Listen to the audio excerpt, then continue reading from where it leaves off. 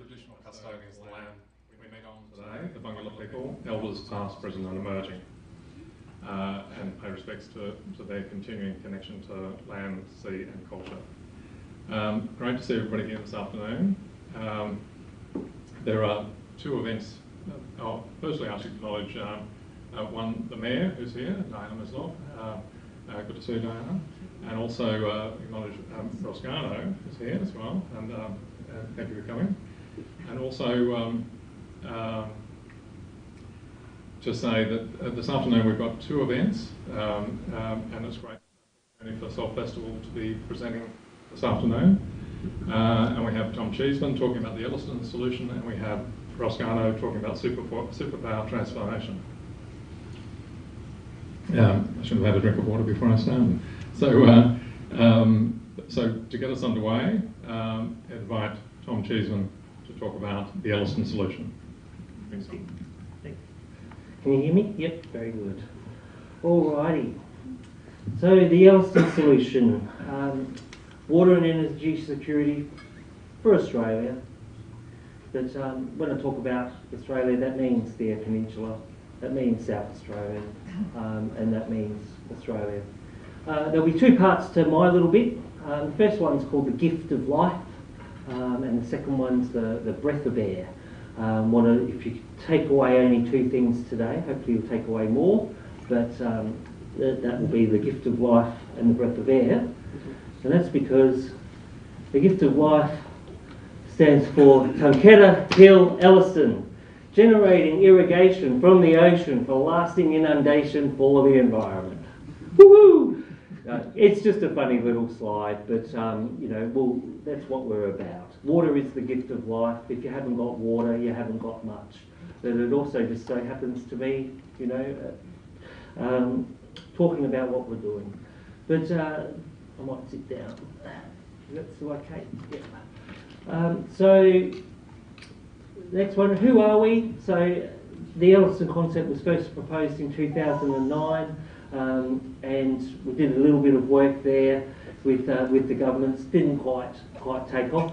Didn't quite have the data, the wind and resource data available to really get that going. There wasn't really that much interest from a federal level around it either. In 2016, the Energy Security South Australia Working Party was established, and they've been doing some great work too. But then in June 2022, we really sort of kicked off. So we are an independent community group. We aren't employed by anyone. I'm here paying for this out of my own pocket, using up my own recreation leave to come and speak to you today. Very glad to, by the way, as well. It's not a problem. We're just here for the best interests of everyone. And we've got relevant domain expertise, and we've got scientists, engineers, all that sort of stuff working with us.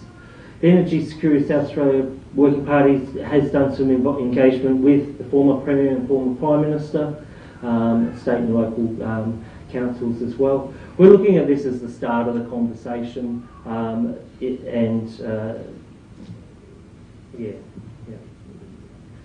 So by context, looking at the world, Australia and South Australia, well, the world, you know, it's 2022. It's been a pretty crazy year for the world in terms of war, droughts, floods. Those climate emissions keep rising no matter what. In Australia, obviously things have changed a little bit. We now have a renewable energy target, and it really feels like the federal government's starting to listen to evidence and willing to make decisions. And looking to throw some money into worthwhile areas. South Australia, again, another change of government. They've got their renewable energy targets. They're looking for big ideas, looking to throw some money at it. There's a map of the wind resources on Eyre Peninsula, the red being the really good ones, the blue being the less. You can see all up and down that coast there, and in a few pockets. The problem, again, still is water security. So the world's various places are going through drought. It might be La Nina in Australia, but we know that the droughts will return. seems to be a bit of a pulse of wetness and dryness, you know, with the La Nina and El Nino. Like at the moment, California's really suffering through a terrible drought, so is Somalia, things like that. But when we were in drought in the late 2010s, you know, they were getting floods and things like that. So we know that it's a cycle. And the River Murray, yes, it's in flood now. Damn it! When I wrote this earlier in the year, like we hadn't had all that rain, and it's great to have the rain. But at the end of the day, there's still some of those legal requirements that they need to meet. So, future droughts are inevitable. 450 gigalitres is what the Murray needs, the Murray Mouth needs to keep it open. If the Murray Mouth closes, the whole system will putrefy. Like it will just become rank and gross. We need to keep that River Murray Mouth open. Obviously, it's not an issue at the moment, and you can see that this part of the state depends on the Murray for its water, and that doesn't always have to be the case, as we'll soon talk. South Australia is the driest state in the driest inhabited continent. We've got all these mining opportunities. You know, the great John Bannon really did the region a solid when he did the aerial magnetic surveys and things like that, shining all those mineral resources that are there. There's been a lot of proposals for mining projects. A lot of them have not progressed due to a lack of water.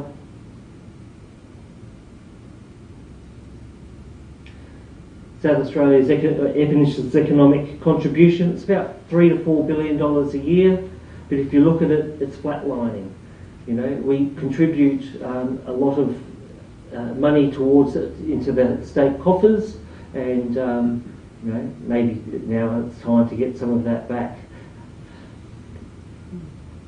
Again, these graphs show that the lack of infrastructure is what one could intuit, that the lack of infrastructure is really hurting the economic development of the region.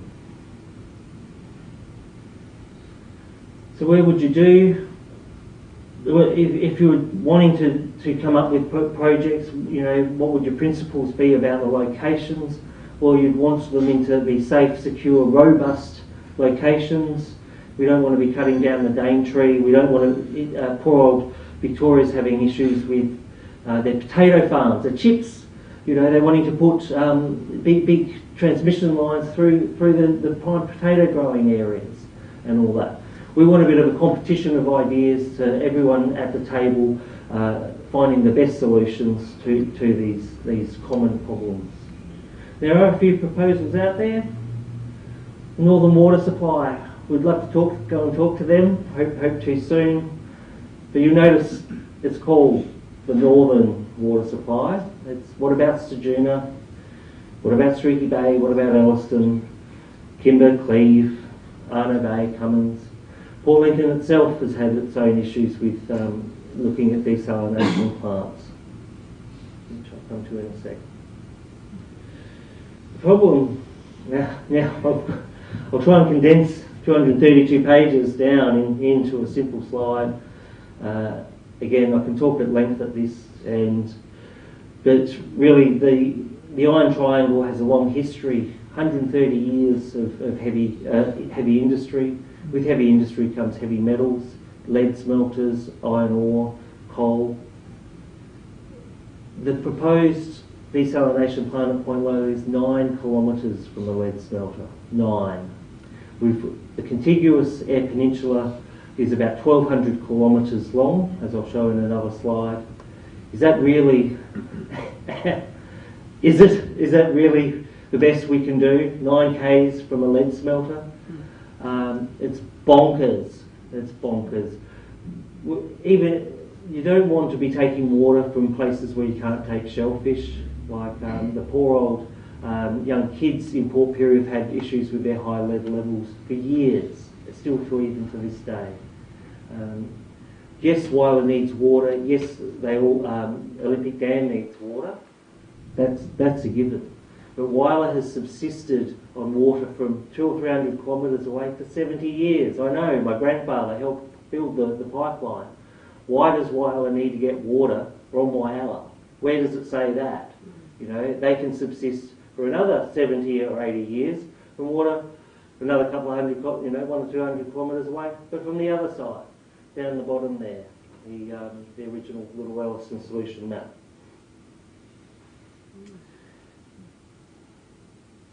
The tides, I'm going to talk about the Point Lowly. So this is one of the original maps we did about just looking at the tides. We had to include the Dodge tides, you know, that the Dodge, Spencer Gulf gets Dodge tides where there's no tide.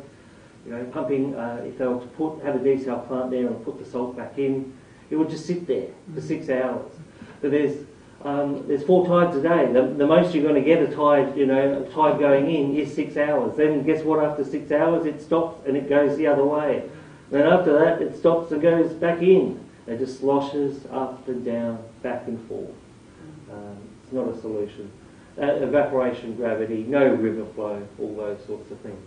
Could have actually done a better job on this slide, because that goes down to 40 kilometres. The Spencer Gulf's 270 kilometres, so I could have actually made that graph look even worse than it does. But there's no way it's barely going to get to 40 k's. It's no way getting to 100, 200 kilometres. So if you ask me, ask us, no desal in Spencer Gulf. Port Lincoln's proposal, 4 gigalitres, like that's, you know, Port Lincoln aren't the only people that need water. That isn't the only town. There's the other towns. It's, you know, we hear you. We want to work with you and help you solve your water problems. But 4 gigalitres isn't going to do much. That sounds like a lot of effort for not much. Cape Hardy, I hear now, is a potential site right near Arno Bay where I'll have to tell you about my seaweed interests and things like that, but right near some really great work being done for oyster farms and seaweeds where they're looking to grow Asparagopsis, the seaweed that stops the cow farts, fighting methane. And we want to put a desal plant there, near there. Really? Because we've got the contiguous Eyre Peninsula. It's, how long does it say up there? 1,235 kilometres, and that's not the coastline. Surely there's a better place somewhere in there, rather than this teeny tiny itty bitty bit up there, or even down where all our fish farms are and great fishing. So, it's not just me saying it, but the Eyre Peninsula Advocate, just the other week, you probably saw the article, $14 billion of potential investment going begging because of lack of water and energy. And the towns without, in 2022, we have towns without water, people not able to build houses, that sort of thing. Oh, I added this one in. This morning after being assaulted by the television, by the Bunnings ads about CLR clear, cleaning your tanks and your taps and all that. Guess what, guys? We don't have these ads on the East Coast. We don't have them in Gosford. We don't have them in Canberra. We don't have them in Melbourne. Like, why would Bunnings think that they could, this will get them into the Bunnings shop, advertising CLR clear? It's bonkers. Your water's heavy, guys. So it's heavy water, it's corrosive. Not everyone, you don't have to live like this. It doesn't have to be this way. It's 2022. Another one I added, I was just trundling up to my room here, and the Port Lincoln Hotel advertises itself with images of the sea and the fishing and the eating the oysters. That's your image. That's your selling point. Not dirty desal. Go with your strength.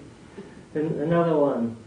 Now, I hope you might not be able to make this out. This is out of the plane window on the way here. Beautiful sunny day. There's the rings. There's the the mussel farms, beautiful, like regenerative seed farming, you know, it is such a big resource. But you can't have your cake and eat it too. Like you can't poop where you eat, you know. And so let them just do their bit, because there is hope. There is hope. So the solution: west coast of Eyre Peninsula, Southern Ocean. It goes 3,000 kilometres down to Antarctica. Can you see Point Lowly on the map there? Can you even see it? Barely a speck. There's all the big. There's the big currents. You know, there's 5, 10, 12 of them. Can't see too many currents in Point Lowly. And and then we know we've got the big cliffs and all that. But hang on, it's not all cliffs.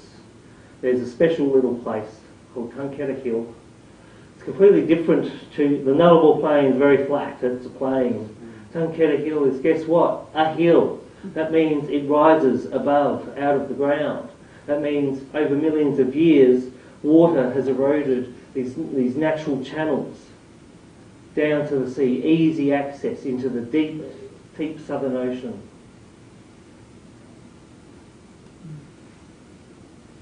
So this is what we'd like to see, something like this, the Tunketta Hill Wind and Water Park.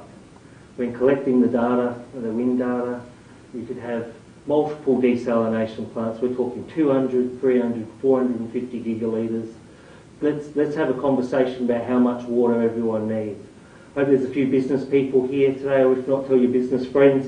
You know, what business could you open and start up if you had access to cheap water, if you had access to cheap energy? How could you grow? How could you employ people? You know, and Tanya Plibersek needs the 450 gigs for the Murray. Otherwise, New South Wales and Victorian farmers, they're going to have to cough that up and give that up for their farms to keep the Murray mouth open. You know, well, as I said, Eyre Peninsula's been getting its water from hundreds of kilometres away for years. You know, or some of it, not all of it. You know, we need to start thinking a bit bigger about this. So, I'd like to show you a little video. Not going to work.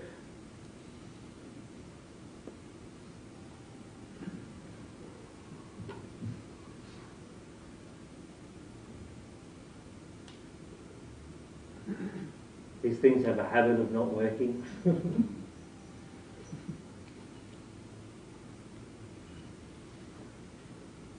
It's not going to work. We might play that a little bit later. There we go. Imagine dramatic music. Dun, dun, dun. Look at that. Channel after channel after channel. It's flat. You can't see any heavy industry there. It's a bit of a dirt farm. No offence to the farmers, but they're growing rocks there and dirt. It's not the Daintree, you know. You can just see it. It just goes on for miles.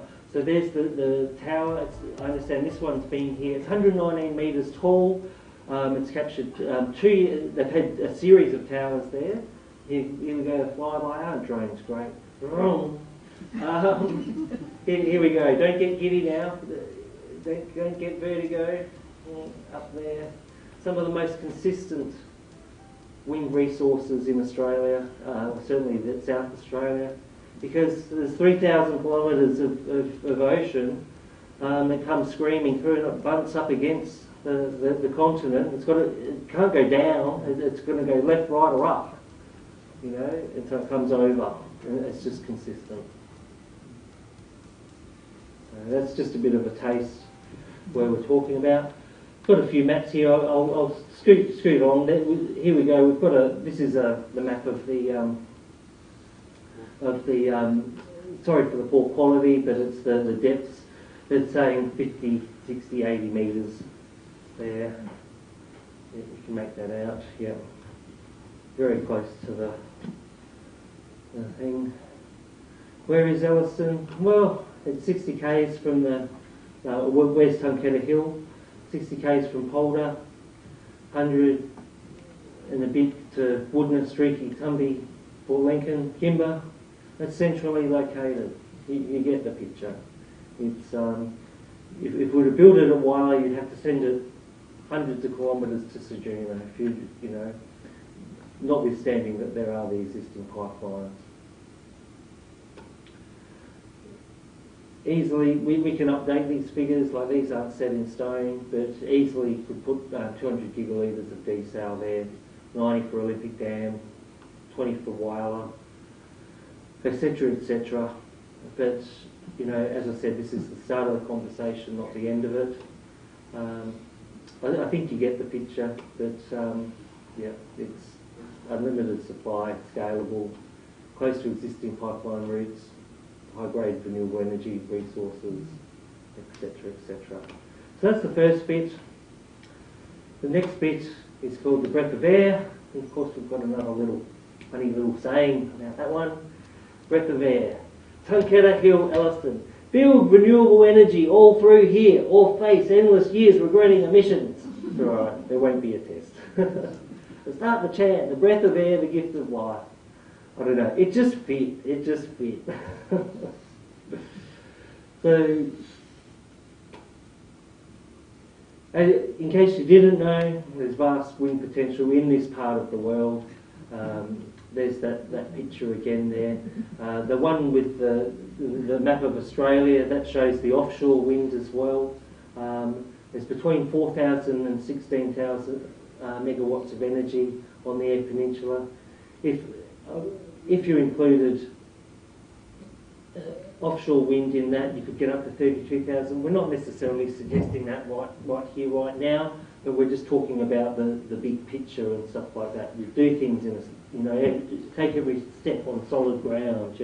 You do a bit of a test, see how you go, and just know that it's expandable to a very high degree. If that's something that the community and people decide that they want to do. Solar potential, again, Australia is one of the best places in the world.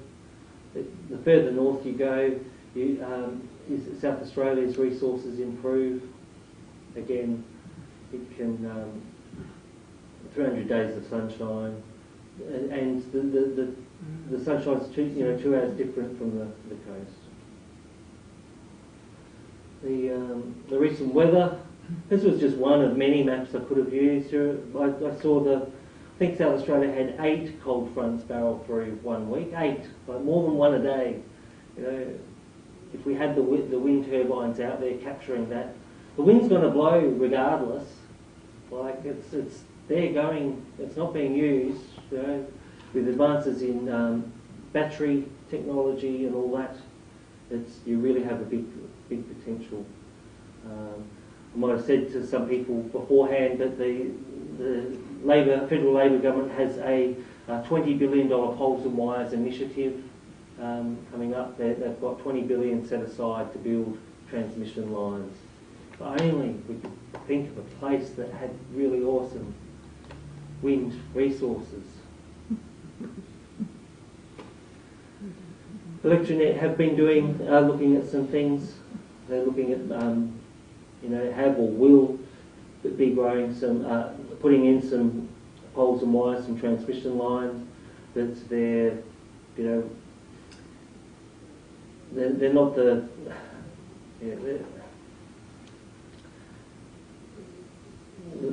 they're pretty small change.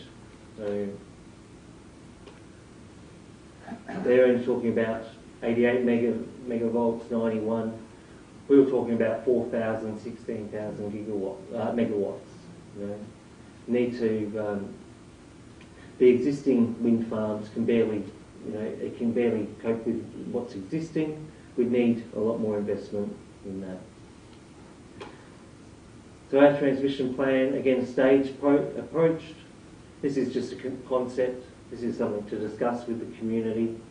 This is just highlighting the potential. We want to engage and hear from you, things like that. But effectively, if people decided to, you could have certainly a transmission line from the Elliston area over through to Coltana, and certainly up and down the coast. All that potential's there. Think of the jobs, you know, the training, the education that this could kick off. And these would be real jobs, trade jobs, you know, not TikTok jobs or Instagram influencer jobs or gambling jobs or bullshit jobs, sorry, swearing. But it's real jobs.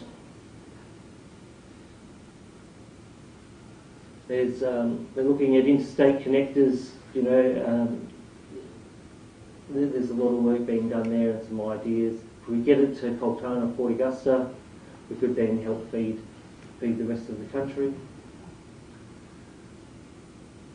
Tunketa Hill Wind Farm, Oscar Energies have been looking into that, and I'll just make it clear that I don't work for them or represent them, that they have been, we have been engaging with them, and we're interested in engaging with investors. We just want the great good solutions for the Eyre Peninsula. They're looking at building 400 to 500 megawatts in stage 1, 600 to 700 in stage 2. That's nearly a gigawatt there.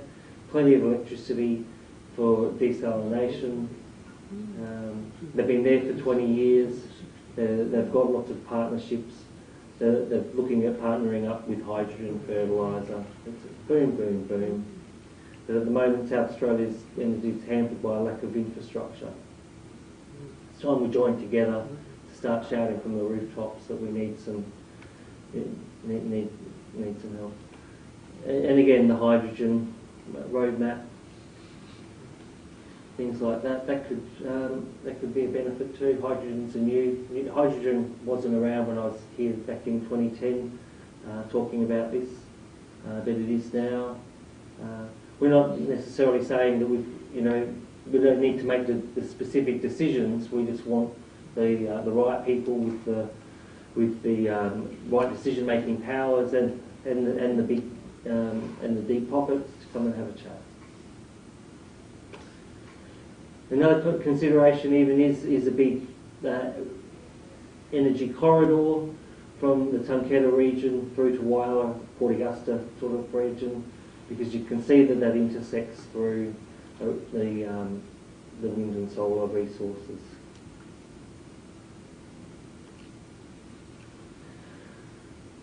Traction as support's growing. This is just this is the start of the conversation. We've got support of the local landowners. We've been talking to the fishing industry, and all indications that they are very supportive. I won't speak on their behalf; they can speak for themselves. We've been talking to the community groups.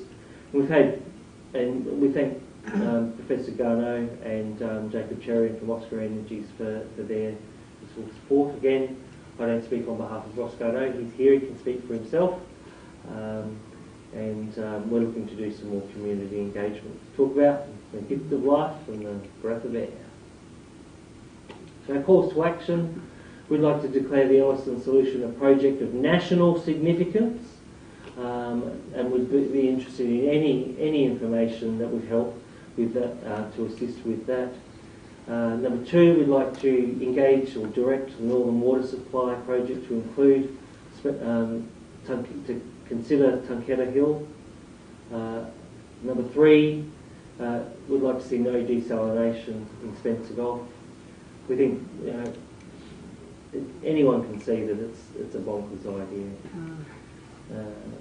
Number 4, we're after further information on government funding, such as the National Water Grid Fund, Murray-Darling buybacks, rewiring the Nation Fund, the Poles and Wire Initiative, Clean Energy Finance. Those facilities are very smartly being set up by the government because they know that they don't have all the answers, but they just want to set the framework. Those people who do have good ideas and good answers to go and have a chat and talk it out. But work with the Marinus Link, linking Tasmania and its hydro resources to Victoria. They got all the ministers, all the right people together, and it's now happening. It'll take a couple of years, but it's possible, guys. We've got the funding, got the interest, we've got the resources. Let's chat. Next steps: engage with the government and industry and communities, confirm the size of things, feasibility studies and economic and appraisals and analysis, and environmental approvals. Future discussions, we'd love to talk to the state politicians, businesses in South Australia, federal politicians. I actually work in Tanya Plibersek's electorate in my day job back in Sydney, so I actually travelled down to her electorate office and said g'day. Invited her. Her office she couldn't come, but it was nice to know that she was invited. That's pretty much it, and I think I'm right on time. So my name's Tommy Cheeseman. This is the Elliston Solution. My contact details are up here. If you want to give me a call, or speak to Steve Sawyer or Ross Garnaut. We look forward. Thanks for listening. We look forward to talking some more. Thanks, everyone.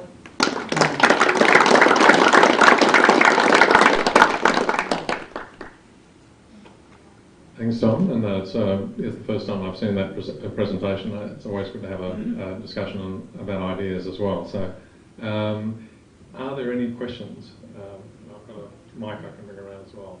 Also, I should just mention that there is a live stream going on at the moment, so just to be aware. So, question? Thanks, Tom.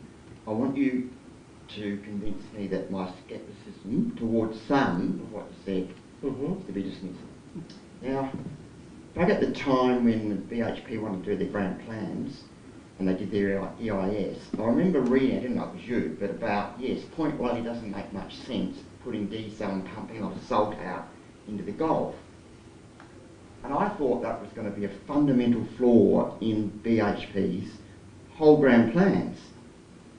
Yeah, now where am I wrong in thinking that in the end, the independent, use the word experts, but I think they were people out of maybe Flinders unis around the country that looked at the simple question of tidal flow and the times of the day or week, month when you pump that heavy salted water into that channel, and they got it through. BHP's EIS passed independent assessment. Now, you've obviously got a case, you put your submission in, but in the end, that didn't prevail. And the reason I'm really, because that's old history now in a way, it's not happening up there, but pertinent here in Port Lincoln, clearly SA Water were off the planet thinking they could do desal over at Proper Bay where there's hardly, anyone that swum there, fished there knows there's very little tidal flow. At the moment, my understanding is if Port Lincoln's to get a desal plant close to the town, it's possibly out near Point Boston where there's stronger tidal flow. But your view would be that Gulf waters are totally out of the question. So in a nutshell, to sum up my question, the EIS in the end passed, Point Lowly was given the tick as being suitable. What was wrong with the independent assessment of Point Lowly? And I guess the background question is, if we end up looking at Point Boston, clearly you would dismiss that as a potential environmental disaster. So can you just allay my scepticism, I guess is what I'm asking. Yeah. I've still got my mic on? Yeah, good. I can't talk for them. I could only hypothesise, so yeah, I can't, but those decisions were made at that time, I know that we went down there with this book, with our summary, and we talked to them about some of the heavy metals, and we said, if you go ahead with this, like under the EPBC, Environmental Protection Biodiversity Conservation, mouthful, Act, once you've been notified and advised, like you're meant to do, like the concept is to do no harm, and once you've been advised and told that you're going to do harm, if you go ahead and do that, like we basically we said that the community would sue the decision maker if they went ahead with that, because we told that we had our evidence of government-owned reports that said about heavy metals in that region. There was heavy metal incidences of cadmium, zinc, selenium, mercury, all that. There's evidence to suggest the cadmium ion is smaller than the water molecule, so that if the water's going through, the reverse osmosis, cadmium will get through. You know, that's the evidence to suggest that. If you Google, you know, the health impacts of cadmium, like I think it's about, you get 5 pages of health impacts. I think the first one's bone cancer. And But Tom, surely the independent, you know, they assessed your submission and weighed it up. Yeah. Unless they were, you know, corrupt or something. All I'm getting at is I thought your case looked damn good when I first read it, but in the end, and I can't remember reading the detail of the BHP's proposal. I had a glance at it. I was interested in what would be the assessment of your case versus the company's case. And it turned out that they figured there was enough tidal flow to dispatch the salted water sufficiently. But now, I can't answer, I can't know their mind to understand that. well, they published their report. Thank you, Jack. Thank you, Tom. What conversations have you had with the current desal committee investigating the matter down here? Yeah, we're looking to, today's our kick-off, today's our launch, so yeah, we're sort of coming here to say, hi, hello, over here, happy to come and have a chat. How can we work together? What's the best way? But we'd also like to include brothers and sisters in Ceduna, in Streaky Bay, in Elliston, Garnaut Bay, in those conversations. Appreciate the work that they've done, appreciate the Port Lincoln desal workers. They saw a need and saw something needed to be acted on. I note that there's 12 councils on Eyre Peninsula. Where I'm from in Gosford, 300,000 people, we've only got one. So there's 55,000 people on Eyre Peninsula. Happy to, this is the start, yeah. So we just wanted to get our ducks lined up in a row and get our little bits and get a fully formed sort of proposal that let's start having a chat. Because Port Lincoln's not the only area that needs water. So, another question over here.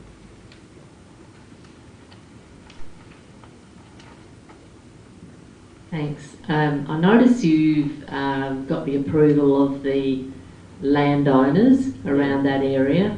I'm just wondering, have you spoken to, and I'm thinking it would be the Wirrangoo or Nao, have you floated the idea? We'd like to speak to them next, yeah, so we'd like to kick that off. Yeah. Tom, your concept oozes common sense and I congratulate you. 2 points. One, you touched on your thrust seems to be 450 gigalitres. Could you tell us how you arrived at that number? And secondly, can you tell us a bit more about your vision for Polder, which I guess you know SA Water's managed to pump dry. Do you envisage it as a storage tank, or what's your concept? Yeah. So 2 things. Yeah.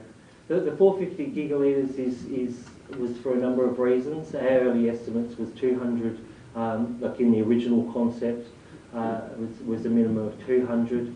And then noting that the Minister Plibersek needs 450 for the Murray, and being currently living in New South Wales, you know, all the farmers over there, with the threat of them having to cough up their water and close their farms down and stop making money and stop employing people to keep the Murray Mouth open. The Murray Mouth is a national asset. There's a South Australian asset, and so, being a good South Aussie boy, I thought I'd try and, you know, good South Australian solution. It's a movable figure. It's really, we'd like to hear who else needs water, and as you said, the main thrust of it was the multiple channels, and you could have multiple desal plants. That's better brains than mine can assess how many can go there and all that sort of thing. That the 450 was at least a minimum of 200 for the Eyre Peninsula, with 250 going back to the River Murray. Wouldn't necessarily pump it to Morgan, or you could, Again, get the water experts to do that. Maybe you pump it down to Adelaide, but you need to build pipes. But the 450 was the magical number. In part, it seemed like a reasonable amount for this area, and you know, I'd have to confirm whether that includes the hydrogen, the water that the hydrogen plant at Whyalla needs. But some estimates sort of indicated it could be as much as 600 or 700 could be generated there. But again, we'll let the experts say that. But it's more than 4 gigalitres. You've answered the real question, 450 gigs, the origin of it. It really gets up my nostrils that politicians keep referring to the 450 gigalitres of, quote, environmental flow.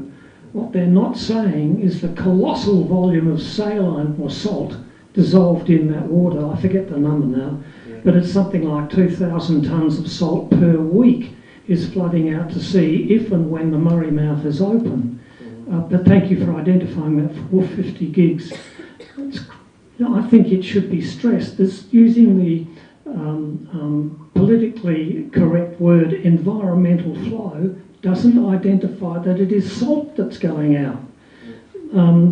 Could you tell us a little bit more about the Polder Basin 60 Ks and your vision there? Because it could be a very interesting storage tank. Yes, yeah.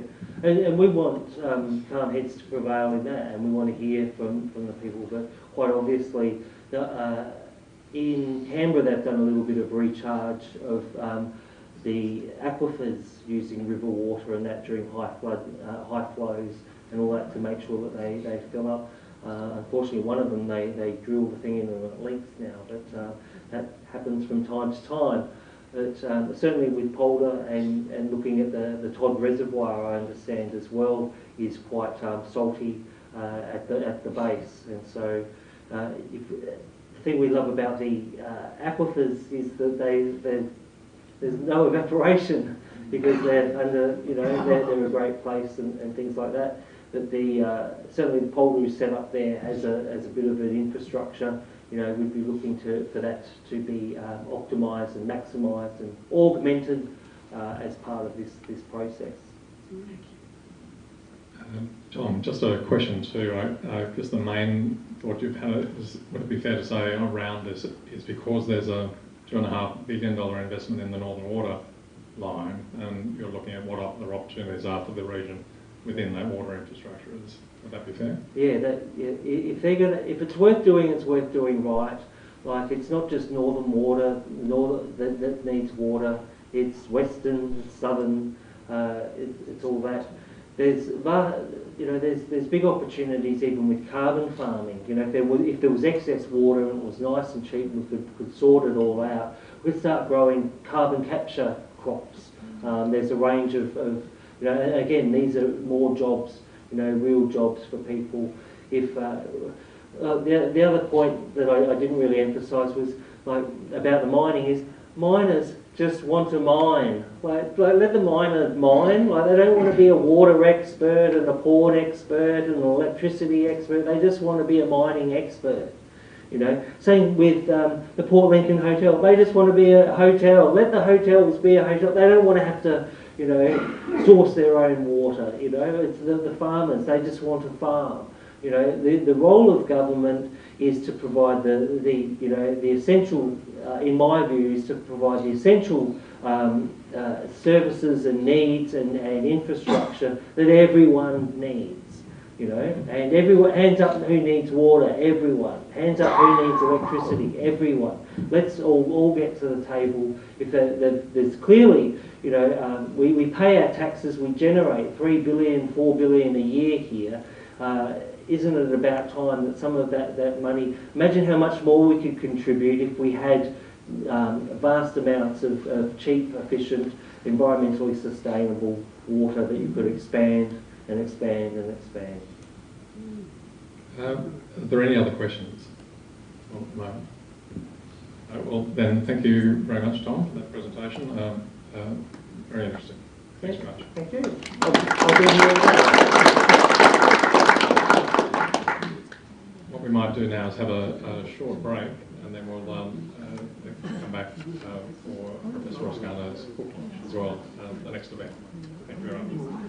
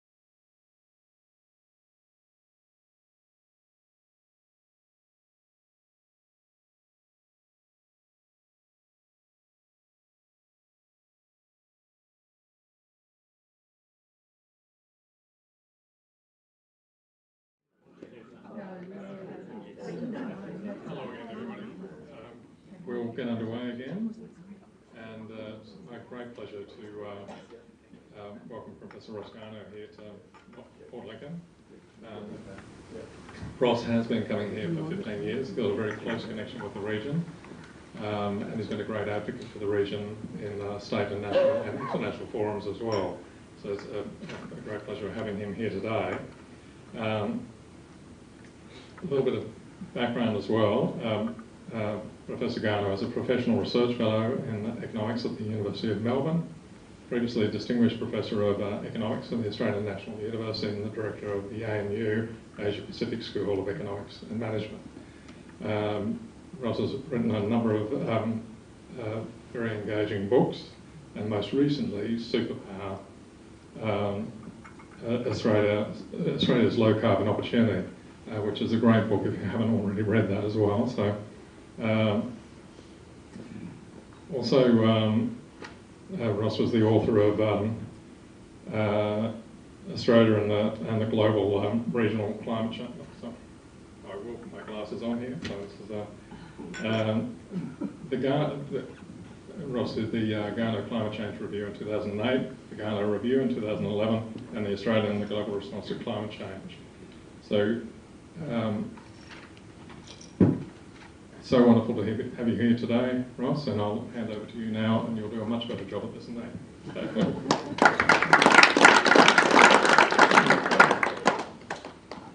Thanks, Jack, and it's great to be here and great to meet the Mayor. And as Jack mentioned, I've been coming pretty regularly to this region, Eyre Peninsula, the Upper Spencer Gulf, since I did my climate change review for all of the state and federal governments of Australia began in 2007. It began as a review commissioned by all of the states and territories, 6 state governments and 2 territories, with an invitation for the Commonwealth to join, and the Commonwealth joined after the Rudd government was elected, became a federal state initiative then, and I gave my report to all the premiers and the Prime Minister in September 2008. In that review, I looked comprehensively at the problem of climate change, what Australia could do about it, Australia's interest in the world dealing with the problem, what we'd have to lose if we didn't, what we'd have to gain if we did. And behind all that was the most detailed and elaborate and long-term modelling of the Australian economy that's ever been done or has been done since. And I had working with me there's people of that sort of thing in Australia, from the Commonwealth Treasury, a couple of the state treasuries, and also from the universities. I had advice from all of the main people who work on atmospheric physics and climate change, and the CSIRO, the Bureau of Meteorology, and the universities. And it was a really thorough job. And in that report, unconscionably long, I came here when I was preparing it, but also came to talk about it after I'd given it to the Prime Minister and the Premiers.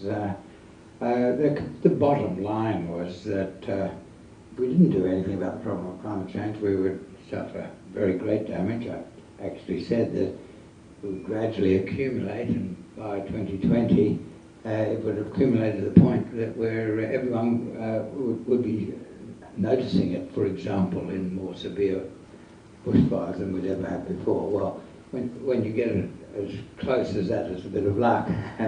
But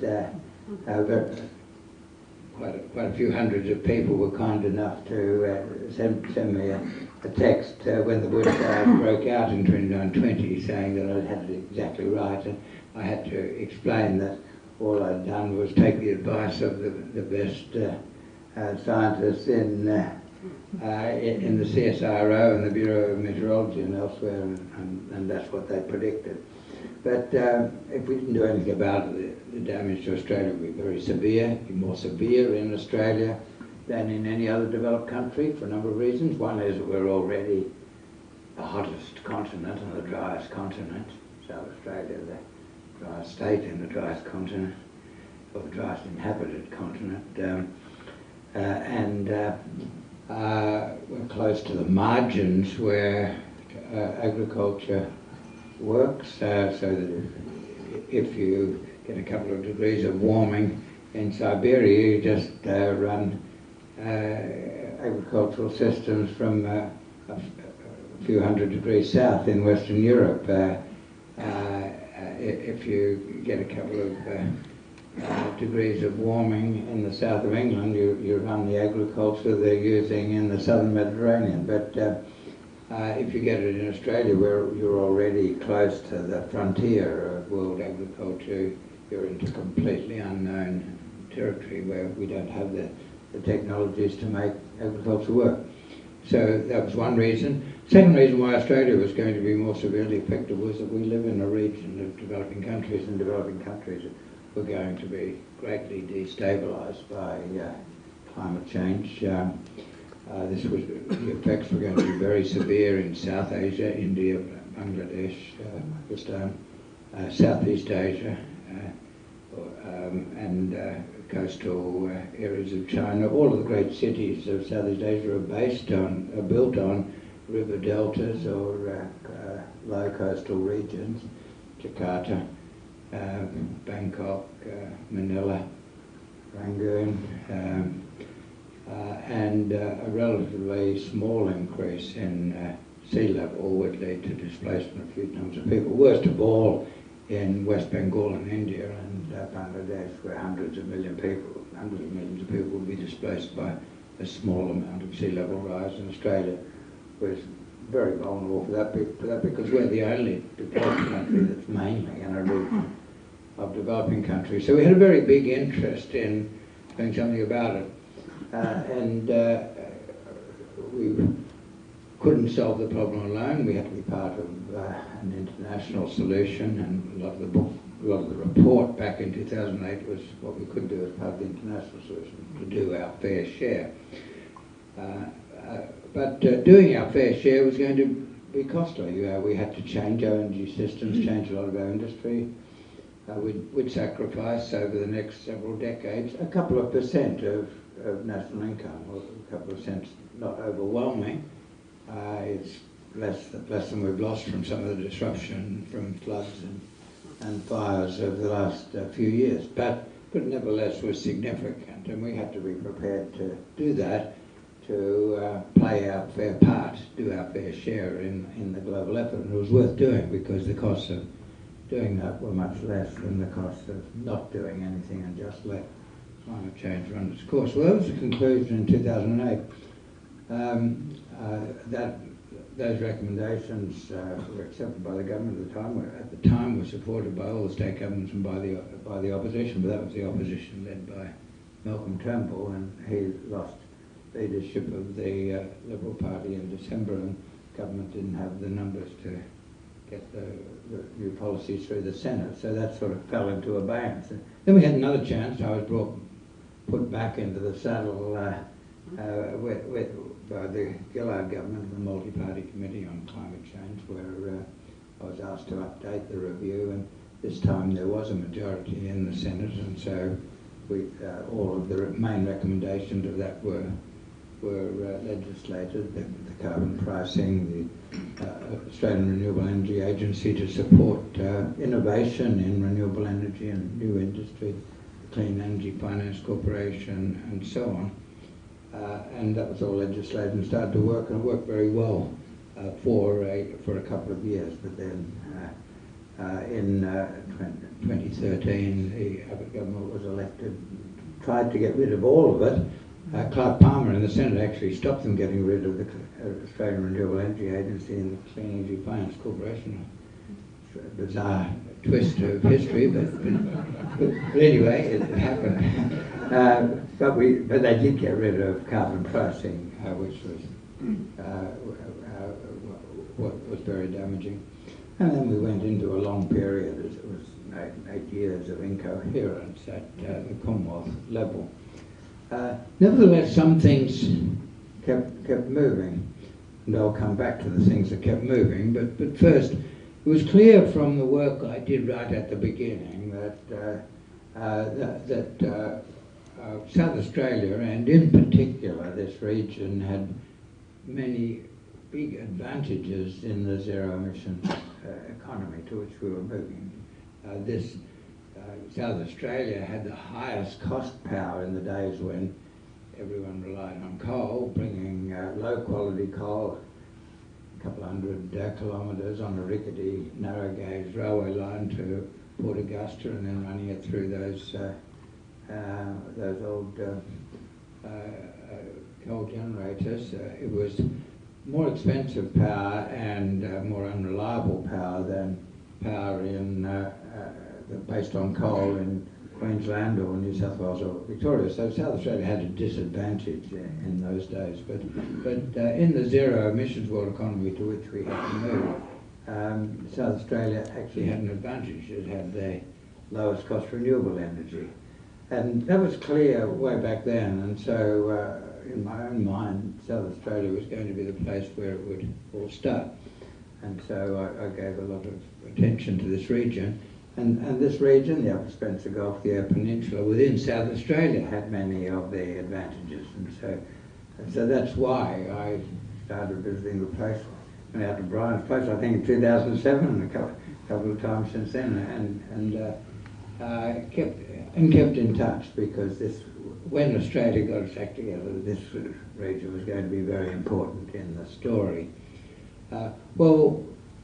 One thing that changed was that whereas back in my first big climate change review, all that work, it seemed that the cost that Australia would sacrifice a couple of % of income was worth doing, because not doing it was worse, but it was going to sacrifice a couple of % of income. By 2015, it was clear to me that the cost of the new industries, the new technologies, the new energy were coming down so fast that it actually wasn't going to cost us anything. Not only did we get big benefits from stopping climate change, but the costs were coming down so fast that if we had a faster transition, we could reduce the cost of energy. And I gave a lecture in the School of Engineering at the University of Adelaide, the Favell lecture, in the first half of 2015, which I called Australia's Superpower of the Zero Carbon World Economy, which I first articulated this idea. Because the idea was that when the whole world was shifting to low emissions and then zero emissions, as we had to do, everyone would have to get their energy from renewable energy, and we would have cheaper energy than others, and this would give us advantages in a lot of industries. South Australia even more than the eastern states and this region most of all. So I articulated those ideas first in that lecture in Adelaide, and by 2019 I brought out the detail in the book Superpower, Australia's Low Carbon Opportunity. That had quite a big impact, much read. It was a big bestseller, and the word superpower entered into the language. Most people now don't know where it comes from. That's good. You've really succeeded when people no longer remember where it came from. But the Prime Minister on his election night said our first objective was to make Australia the superpower of the zero emissions economy, and each of the states has an objective of making themselves part of the superpower. So it's very much part of the rhetoric. Now we've got to make it part of the policy and the actual reality. Well, the new book, the Superpower Transformation, is a sequel to Superpower, and whereas the first one 3 years ago, and I came here as part of the launch, that sets out the general ideas and why it can work. This one has a lot more detail about how it will actually work and examples of it. And so I've got a long introductory chapter, 120 pages, bring it all together, but then I've got chapters by experts in particular things.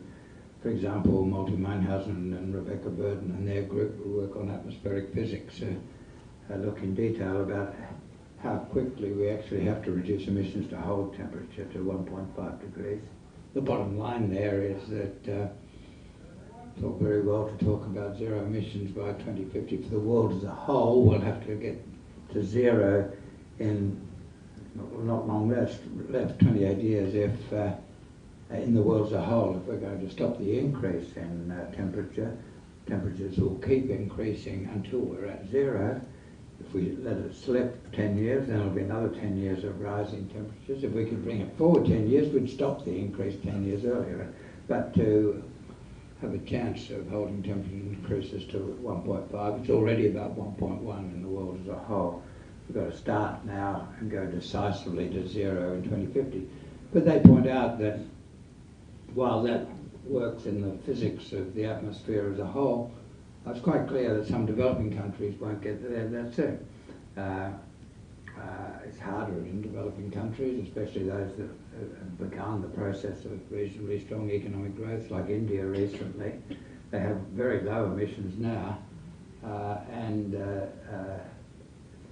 they are not committed to getting to zero by 2050.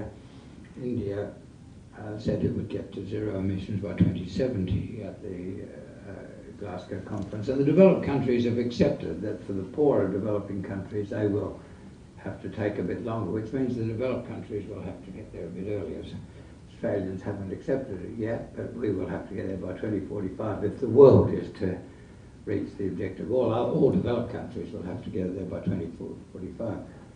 India and other poor developing countries will have to get there instead of 2070, as they said, 2065. China and Russia and Indonesia, sort of intermediate countries, at Glasgow said they'd get to zero by 2060. They'll have to come forward 5 years too. China will, I've got no doubt. Indonesia will try. Russia at the moment, a bit hard to predict what they'll do next, and I think they've got to get over some of their other issues before we can really see them as being part of the story. They're not trivial in the world coal and gas and greenhouse gas story. That's not only what they burn themselves or what they supply to the rest of the world, but still it'll take a little bit of time to find them their place. But that chapter on atmospheric physics by Meinhausen and his colleagues say that Australia and other developed countries will have to be zero by 2045. Got a chapter by Mike Sanderford, who's a long-time professor of earth sciences at Melbourne University, on what has come to be called recently critical minerals, which Mike and I in my introductory chapter call energy transition minerals. That's really important because all of the new technologies require very large amounts of minerals that we didn't used to need in such large quantities. A wind turbine requires a lot of special materials. Those very long arms of the wings of the wind turbines, they need special metals, special materials, light and strong, and the turbines require special materials. The sort of photovoltaic panel needs a lot of pure silicon, which wasn't in much demand until they became the critical components in photovoltaic panels and computers. And now our demand for pure silicon is rising more rapidly than any other material. Then batteries need a range of new materials, and batteries are crucial for storing electricity to stabilise the grid, and in the electric car, which is going to produce huge demand for batteries and therefore all the special materials that are in batteries. There are a number of other new technologies in the zero emissions economy that will make special demands on minerals that had some role in the old economy, but will have to grow very strongly. The International Energy Agency says that growth in these energy transition mineral supply will have to increase by about 700% in a decade if we're to meet our objectives. And that's lithium, the lithium battery, or vanadium in the flow battery. It's the special hard materials like titanium in a lot of the new machines. And batteries are very demanding of special materials, a very high grade of graphite, cobalt, and all of the electrical infrastructure requires hugely increased demand for copper. Now it just happens that Australia has quantities of these special minerals, these energy transition minerals, in excess of those of any other country in the world. We've got the largest reserves of several of these, and amongst the top reserves for others. And it's a little bit like the renewable energy story. Very good in Australia as a whole, and particularly good proportionately in South Australia, including some of them on the Eyre Peninsula.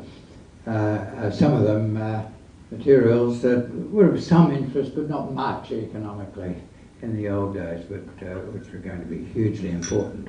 Whether the world's able to achieve its decarbonisation goals is going to be very much affected by whether Australia can supply huge increase in these things. A third, the next chapter in the book, in the volume, talks about the role of hydrogen. Lots of hype, lots of talk about hydrogen.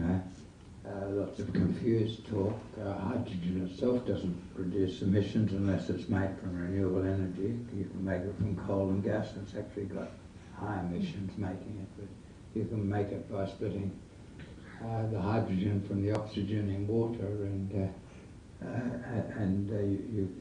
you get pure hydrogen. Also get pure oxygen, which in some industrial processes has some value.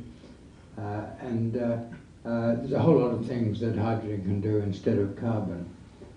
You can burn it as a source of electricity, but it'll find it hard to compete with solar and wind, except maybe for long-term peaking. You've got a store of hydrogen. But there are some manufacturing operations that can be undertaken with hydrogen. For example, hydrogen, like carbon, will pull the oxygen atoms out of the molecule of iron or iron oxide and leave pure iron. Carbon does that now in a blast furnace. And 7% of the world's total carbon emissions come just from that single process of pulling the oxygen out of iron ore to leave pure metal. And when you pull out an oxygen atom to join with the carbon, you get carbon dioxide. So that's the greenhouse gas, and that's 7% of global emissions just from that one process. A couple of million tonnes a year up the road at Waial. But there's another way you can do that. Nature has created two atoms that can pull oxygen out of iron. The other one's hydrogen. And if hydrogen does it, then the waste is not carbon dioxide, CO2. The waste is H2O, is water, and a bit more water doesn't do anyone damage. So it's a very clean process, and that's going to be hugely important. And that's one of the things that Frank Yotso looks at in his chapter in this book.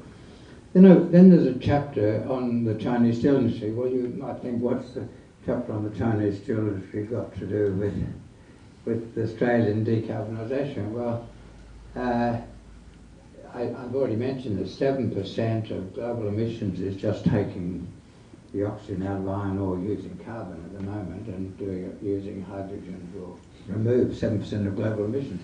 That compares with 1.25% of emissions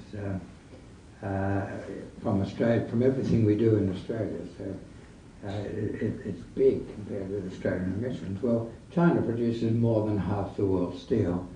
Of that 7% of emissions, is 4%. 4% are emissions in China. 4% of global emissions. 3 times Australian total emissions is just taking iron ore, taking the oxygen out of iron ore using carbon. A lot of that using Australian coal and Australian iron ore. China's more than half the world's steel production. 2/3 of their imports of iron ore come from Australia. So that's a big story. A few percent of global emissions, twice what total Australian emissions are, come from in China turning iron ore into metal.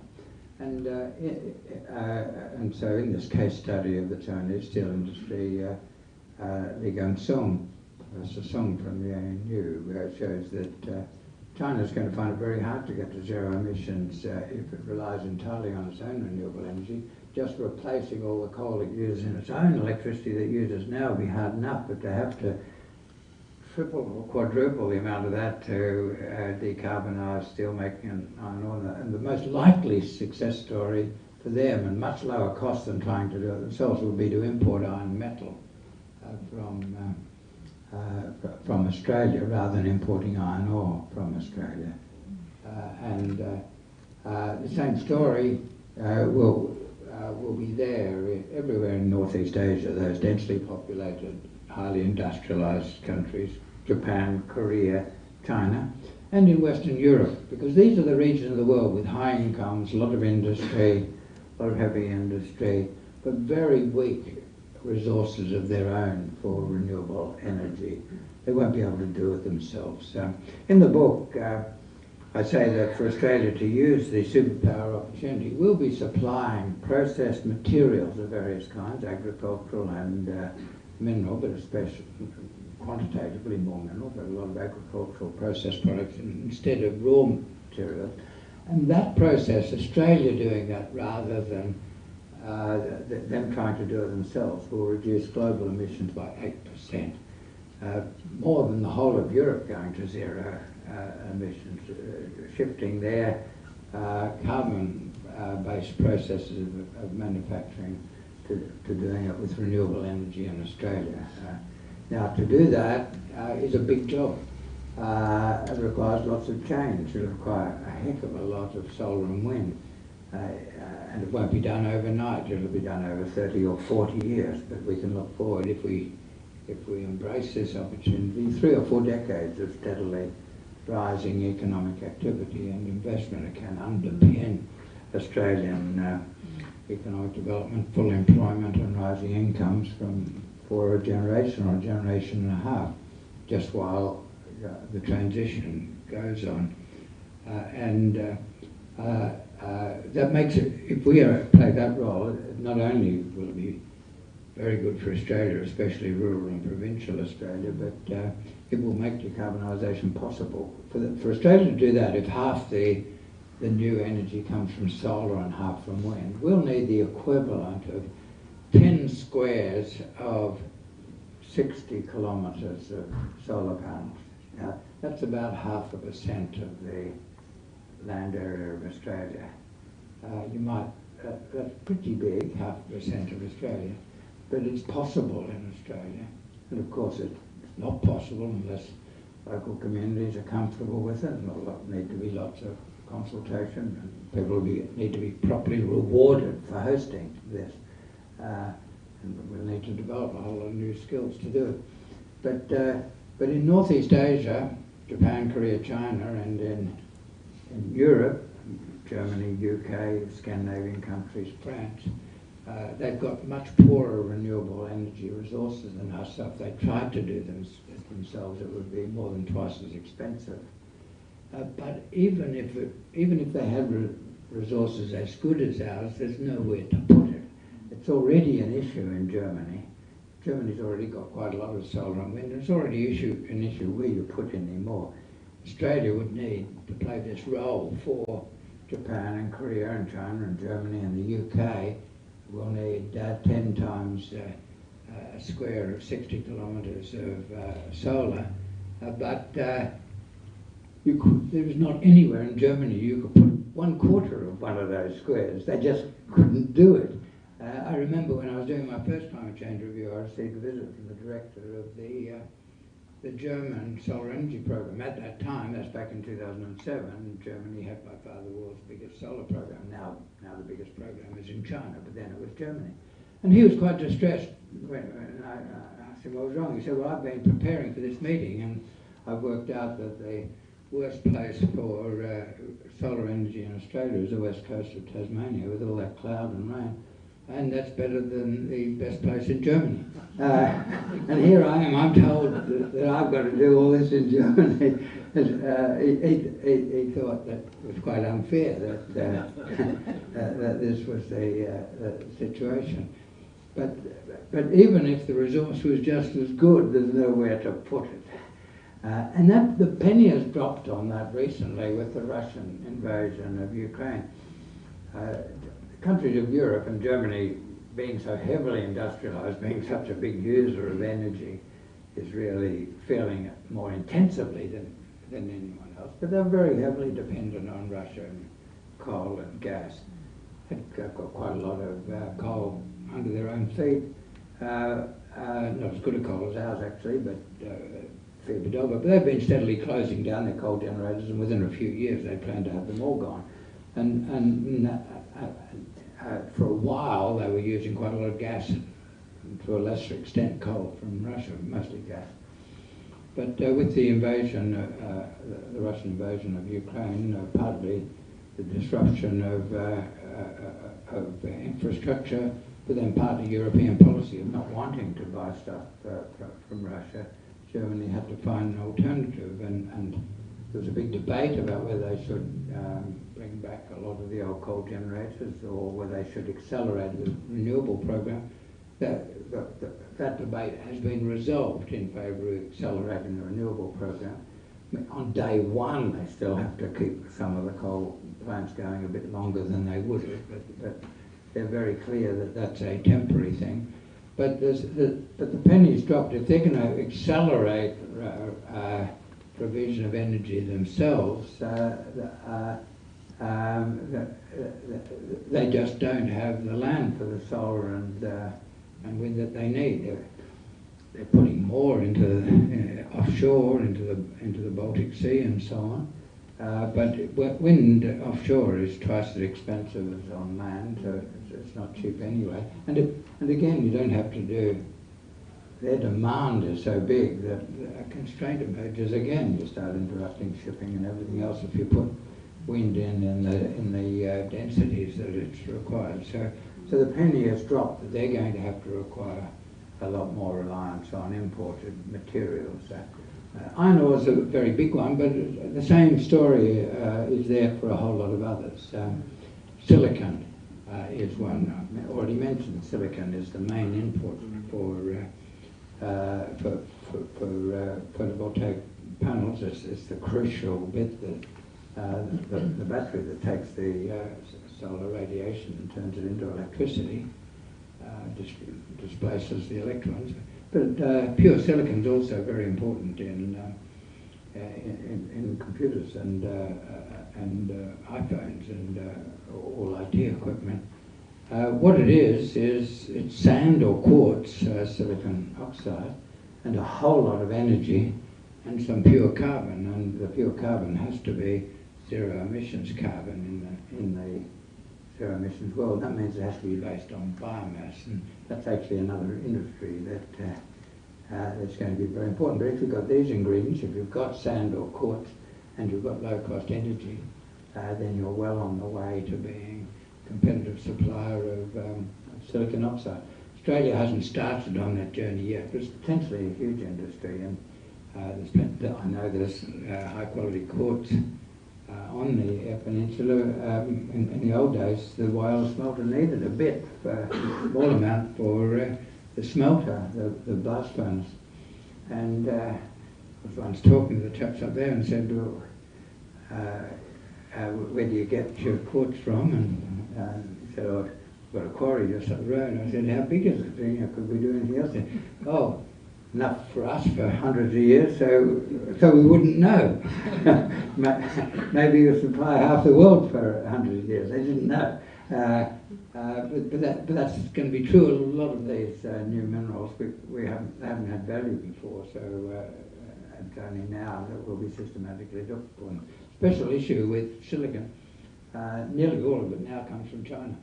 Of the silicon of the quality required for photovoltaic panels, about 90% of it from China. And even if there weren't the political tensions that there have been lately, and we can all hope that they don't last too long, but even if they did, even if they were not there at all, the world wouldn't want to rely on one country for nearly everything. And that's being recognised, especially by the Americans at the moment, that deliberate encouragement of these industries in Australia is going to be very important to the world making the transition. Anyway, I started with Li Gangfeng's chapter, the China story. It's the biggest example of the story that's there for Japan and Korea and the UK and Germany and Europe as a whole, especially these regions. It's a different story in America because they'll be largely self-sufficient. President Biden's just given the biggest subsidies in history to hydrogen. The subsidy to every tonne of hydrogen is as big as the cost of production of hydrogen in Australia, we reckons, and energy reckons. And there's some people who are a bit worried that they'll swamp the world with that. What they'll do is they'll swamp America with that. So America won't be a market. But I can't see them making hydrogen dirt cheap for their competitors in Japan and Korea and China and Germany. So I think the markets will still be there for us. Some people are worried that that competition will happen. But Lee Gumsum's got that very detailed case study. Got a case study of land carbon. Right from my very first report, and you've heard me on this here before, land for growing biomass is very important in the zero carbon economy, or water for growing biomass for that matter, seaweed and algae and other materials. Important for two reasons. A lot of chemical manufacturers, petrochemicals can be that are now made from gas and coal and oil with very high emissions, can be made with synthetically with other minerals and with hydrogen, but some can't. Some will need hydrocarbon, and that will have to come from plants from the zero emissions world. And when you've got lots of hectares, even if rainfall is such that you don't get huge amounts of tonnage per hectare, you can still get very large tonnages. And I think this is going to be big in Australia. Carbon absorbing into plants and soils, and also growing biomass sustainably, harvesting it sustainably, and replanting as a base for petrochemical and chemical industries to replace coal, gas and oil. And Australia, including the Eyre Peninsula, has lots of those resources. Some of the Australian plants are particularly well adapted to growing well with whatever water is available, even if you've got a highly variable climate. A lot of the Eyre Peninsula grows mallee, for example. Mallee has evolved over hundreds of millions of years to do very well in this climate of variable rainfall and high heat, so that the trunk is actually under the ground, the mallee root. We, as a kid in West Australia, we'd always want in the fire in winter because it was so hard it would burn forever, but it's actually the mallee trunk, so that the fire can come through, leave nothing, and just grows again, copse, so you can harvest it and it grows again. And in Western Australia, they're working on that as a source of biomass, especially when you get lots of winds and you've got dry and falling average rainfall, where you can conserve moisture by rows of it, and that's going to be part of agricultural systems. And it'll have two big values. One is growing as a source of biomass for industry, and the other is carbon credits from the plants and from the carbon in the soils. So we've got the case study of land carbon by Isabel Grant, looking at what's been done in a lot of parts of Australia, looking at the potential there. The case study is about the central Queensland, but there are lots of, you'll immediately see the relevance to other parts of Australia. Then there's a case study by Susanna Powell of how new industry using renewable energy is going to be very important for employment and rising income in rural and provincial Australia. Disproportionately, the new industry is going to be based in rural and provincial Australia. There won't be the same exclusive advantages of the old metropolitan cities and big industrial towns for industry. There'll be lots of advantages in decentralised activity, and Suzanne has done the case study based on the town of Buckle and in the middle of Queensland. The other chapter is Dylan McConnell looking carefully at what's happening in the energy transition, and amongst other things, interesting for the audience here, looking at how South Australia has gone from having much more expensive and less reliable power than Queensland, New South Wales and Victoria to having cheaper wholesale power and more reliable, since it came to rely more heavily on renewable energy. So that's the book, more nitty-gritty than the Superpower, filling out the story, and I hope you'll find it interesting. The book underlines the importance of 5 big advantages that Australia has in the zero emissions world economy, why we can do better than any other country, why we can be the superpower. I've mentioned a couple of already. We've got better solar and wind resources in combination than any other developed country. Some developing countries are pretty good, not quite as good as us.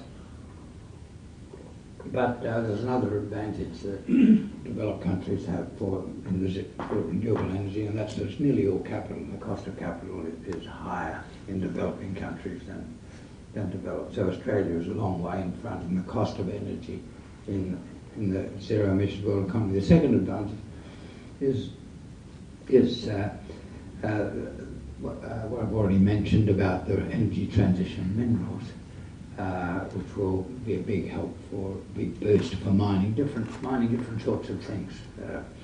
The third is the land advantage. We've got more woodland per person than any other developed countries, 10 times as much as the average for developed countries, and developed countries have a lot more than developing countries, so that becomes a big advantage. The fourth is that we are the world's main exporter of materials that require a lot of energy for exporting. Iron ore is the huge one, but it's not the only one. Aluminium, silicon, copper. Also, a lot of these materials from agriculture will require a lot of energy and processing. Even conversion of wheat into wheat products. There's going to be advantages in doing that here as in the zero emissions economy, because energy is going to be much more expensive in the countries to which we're exporting products, and we're all aware that a lot of energy in grinding wheat. The old mills used to be on the waterways where the water did the work of energy. Before the industrial revolution, well, the advantages in doing that more of that processing here, but materials for processing in general, mainly minerals, but some agricultural, even fish products as well.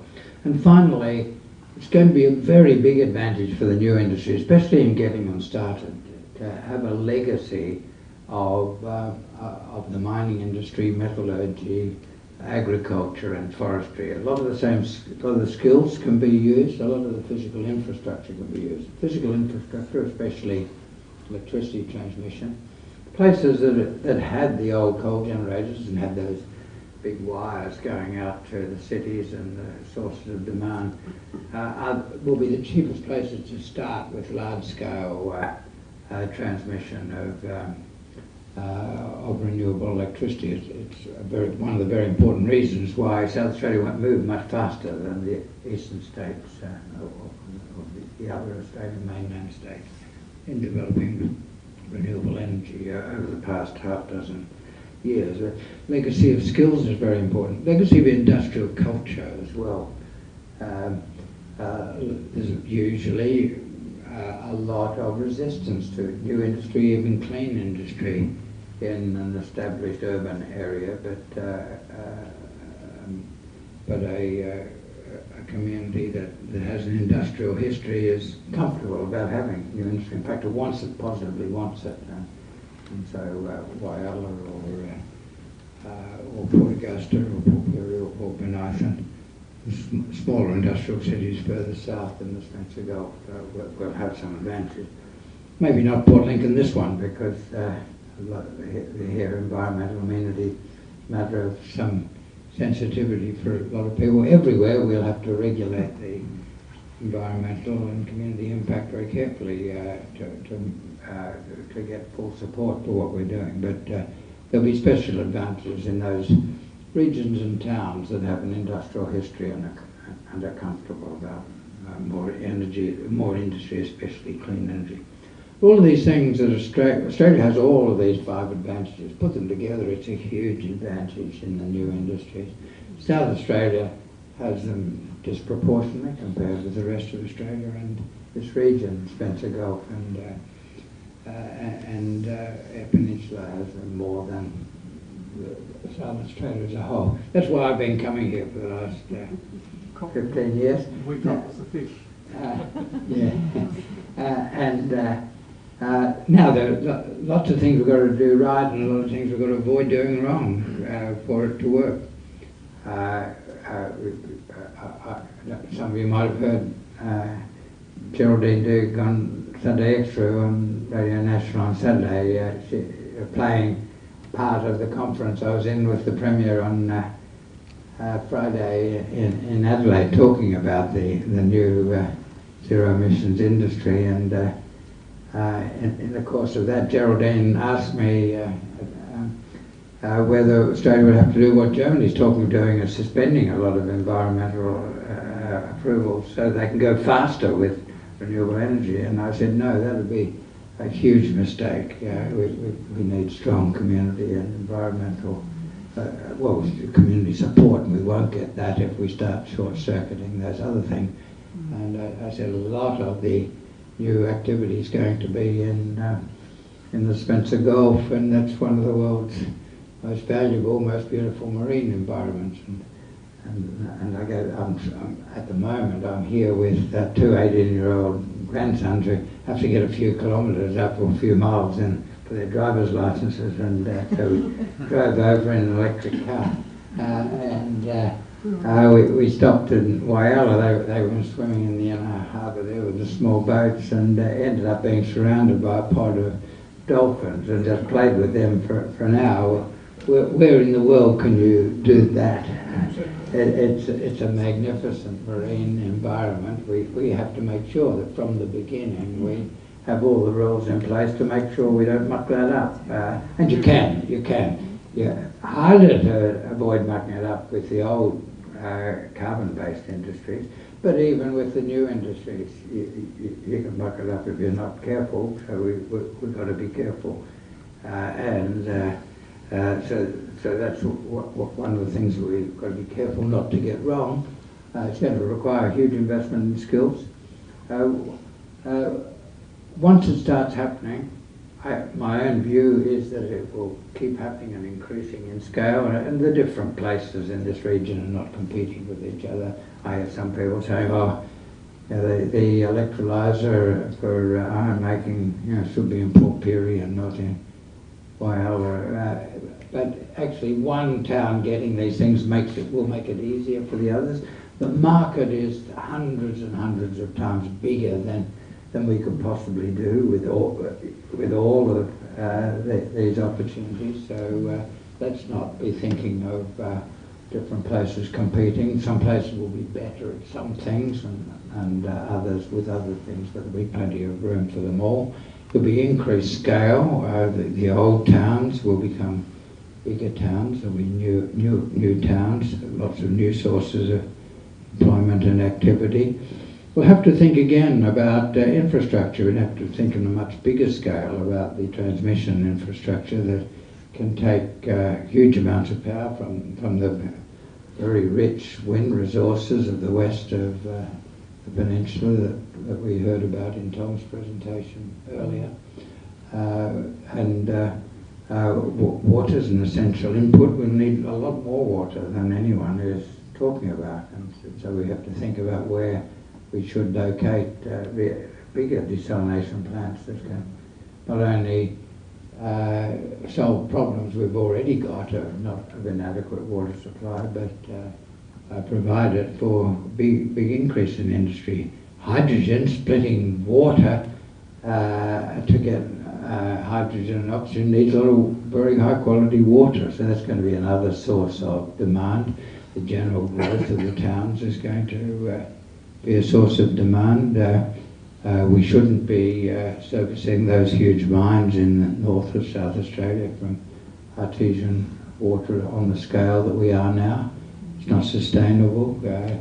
And as Tom was saying, it would be better if we, instead of this region pulling water from the Murray, if we were putting some back, and the Commonwealth should be placing some value on that. I think they will once they become aware of the possibilities. I think the idea of thinking of not of just solving today's problems, but what is the best place for these large pieces of infrastructure to service the future is the way to think about it.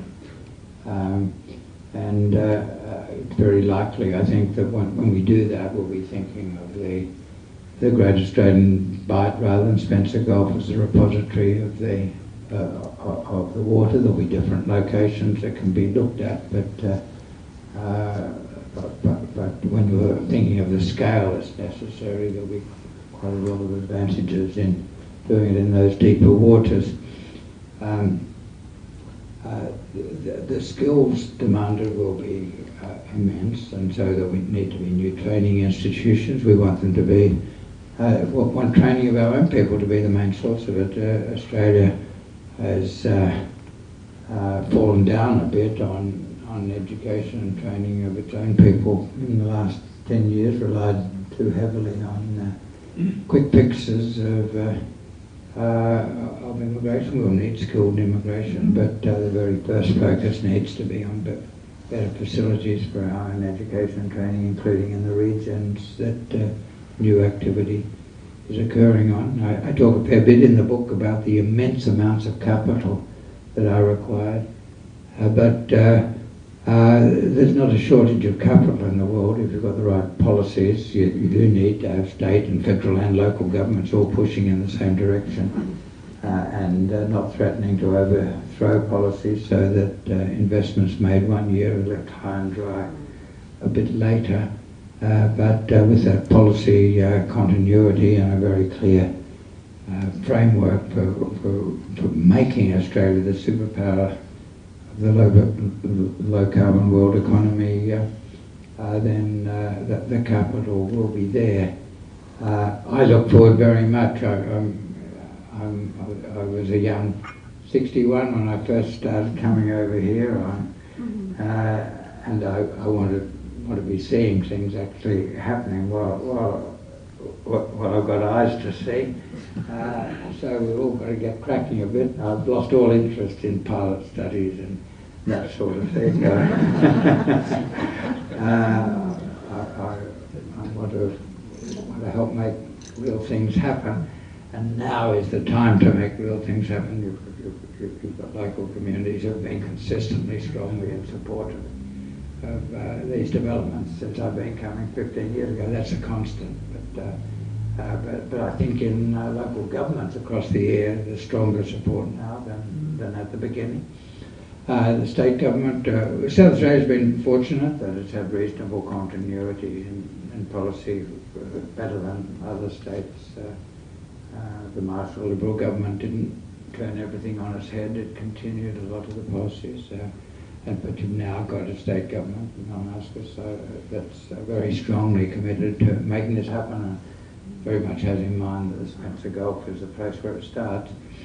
And that we've got a Commonwealth government that, in the words of the Prime Minister on election night, is committed to building Australia as the superpower.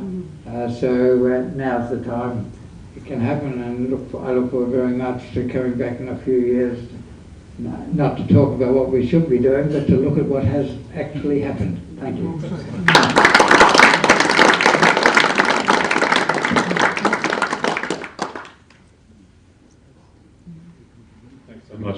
Thanks so much, Ross. It's always totally inspiring, just amazing. It is such a bold vision, and you've had that for such a long time, and to see that all coming to reality now is just magic. So, thank you.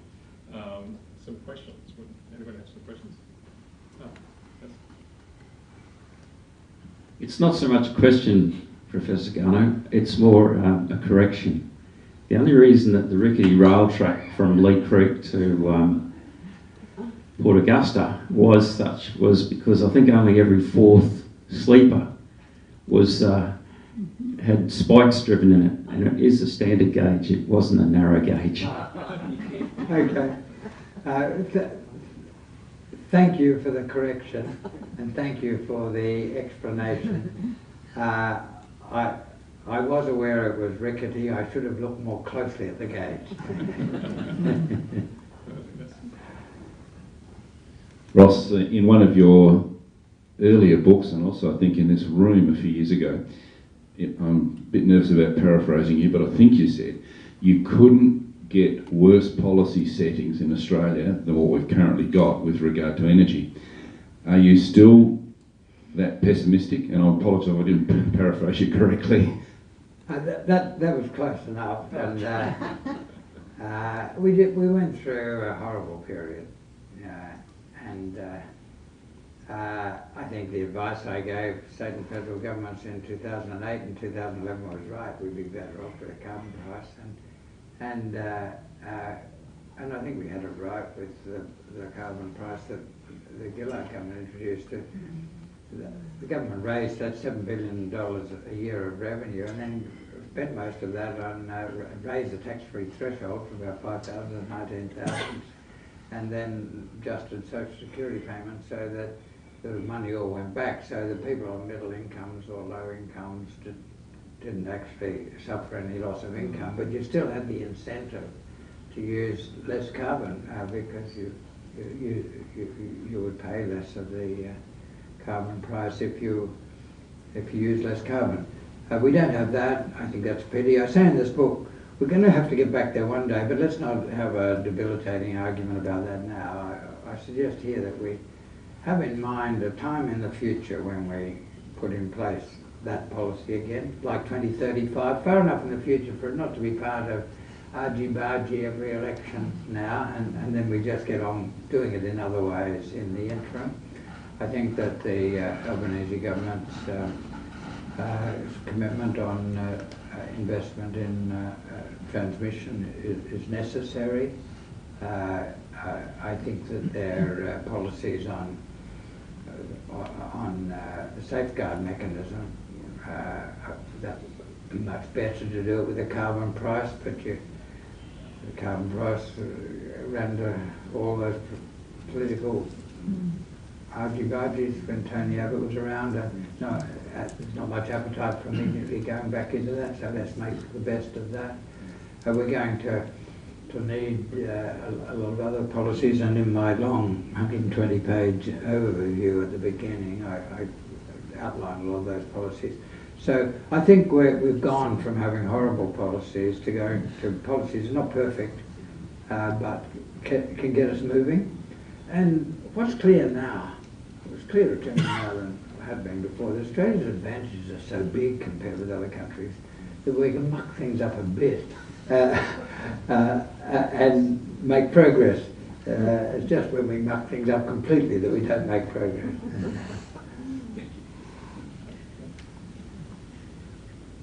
Ross, I enjoyed your first book immensely. It gave so much hope, bottling electricity with hydrogen. I hadn't really considered it that way. But in a way, I want to ask you about your critics. I haven't read enough detail to articulate well, so I just put it bluntly. Where's the money coming from? You've confidently said today you've no doubt that all the investment will be there. What I've sort of gleaned from critics, well, actually, to produce the hydrogen at the quantity required and in the time frame to contribute significantly to zero emissions over the next 30 years, it's not going to happen. So in a way, I'm is there any validity at all to your critics on that point? And secondly, second question, nuclear power, does it fit anywhere in your thinking for Australia or international? Yeah, well, I'll answer both those bits, and they're both issues I've talked about before in this room. But there's no doubt the amount of capital required is huge. I do some sums in here and estimate that we'll need to spend 5.5% of GDP for 35 years. that's in today's dollars about 125 billion a year. Now, you could say that's impossible, and that's what my critics say that's impossible. But 5.5% of GDP is a huge amount of money. But I followed the Chinese economy very strongly and Australia's relation with China very strongly since I was ambassador there and got the iron ore trade going 40 years ago. China went through the strongest economic growth the world has ever seen in a big country between the beginning of the century and about 2013. There was to support that growth, they needed a huge increase in supply of every mineral known. China went from making 200 million tonnes of steel a year, about 20% of the world, to producing 1 billion tonnes of steel a year, more than half the world. Something similar happened for aluminium. Right across the board, coal. It went from producing 1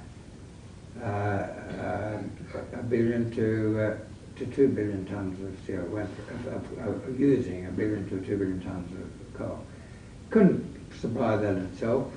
There was a shortage for a while. World prices rose across the commodities I mentioned and others that are used, an average of about four times, 400% increase in commodities. That generated what I call in Australia, the Australia-China resources boom. We had the biggest investment in mining we've ever seen. And for a decade, we restructured the Australian economy to supply minerals to China. At the peak, it reached 7.9% of GDP, investment in mining. Before the China boom, it was just over 1% a year. It went from 1 to 7.9. On average, over 12 years, it was more than 5% of GDP. So we did that because there was profit to be made from supplying these new markets in China. We didn't have an LNG, liquefied natural gas industry in Eastern Australia before the China boom. There was no exports from Eastern Australia. We spent over companies spent over $100 billion on building those 3 LNG plants in Gladstone. I think it ended up being about 120 billion in the dollars of those days. So if we did today, it'd be 160 billion. An even bigger expansion of iron ore, an even bigger expansion of coal. So what we have to do is on a scale similar to what we did. Now that was partly our own capital, superannuation funds, equity investments through the stock exchange, huge amounts of foreign capital. Same has to happen again. And I see no reason why the investment to make Australians generally richer and to deal with the world's carbon problem won't be just as forthcoming as investment to make a small number of Australians who are investors in the mining industry plus Chinese development safe. I don't see why investment in these circumstances won't be just as forthcoming. We are pretty good at attracting and employing capital once there's a very clear commercial case for it. And if the policies are right, then the economics will be there for it. So I talk about that comparison in the book. Right? I address exactly that I'll buy the book. Yeah. But we've done it before on a similar scale. Yeah. Nuclear issue. Nuclear power. Nuclear, sorry. I make one mention of nuclear in this book. I mentioned it more in the big modelling exercise in 2008, and my modelling told me then that, and I reported it, that by the 2030s, which was a long way away in 2008, not so long away now, there would be a role for nuclear. That until then, the adjustment wouldn't support that. But what's happened since then is that the cost of nuclear has not gone down, and the cost of renewables and storage has gone down dramatically. 85% reduction in the cost of solar and wind in the first 10 years after I did my initial initial study. Today, nuclear is simply not competitive. We would have to very heavily subsidise nuclear to make it competitive with solar, wind and storage. I'm not against nuclear if it's economically competitive. Now, at this stage, nuclear is much more likely to be economic on a very big scale. There's a lot of work going on nuclear fusion, and some people hope that will make it competitive on a small scale. But that's, I've been working on this since I first started work in this area a couple of decades ago, and we're no closer now to small-scale fusion reactors being economic than we were then. I don't rule out the possibility that new technological discoveries, advances will change that.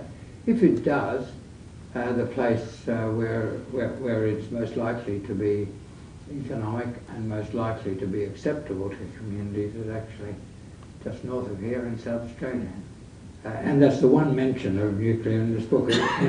In Appendix 1.2 to my long chapter at the beginning, I talk about the grid problem, the grid issue. I think we'll need to greatly expand the regional grids, the South Australian regional grid, based initially on Port Augusta and going every direction from there down to Adelaide, down to here, and so on. The Victorian grid, the New South Wales grid, the Queensland, the Pilbara grid, the Northern Territory, the West Australia, Tasmania. But once we build as we're building a superpower, as we're building it, we'll need a big backbone for that grid. Whereas all the local grids are alternating current, this big backbone will be direct current. And that will help balance the different regions. And that would come into South Australia at Port Augusta. And along that bit of DC cable is where you'd put a couple of gigawatts nuclear reactor to make sense for Australia as a whole. But at the moment, it is very expensive. Nuclear has actually always been expensive in the past compared with coal, now compared with renewables.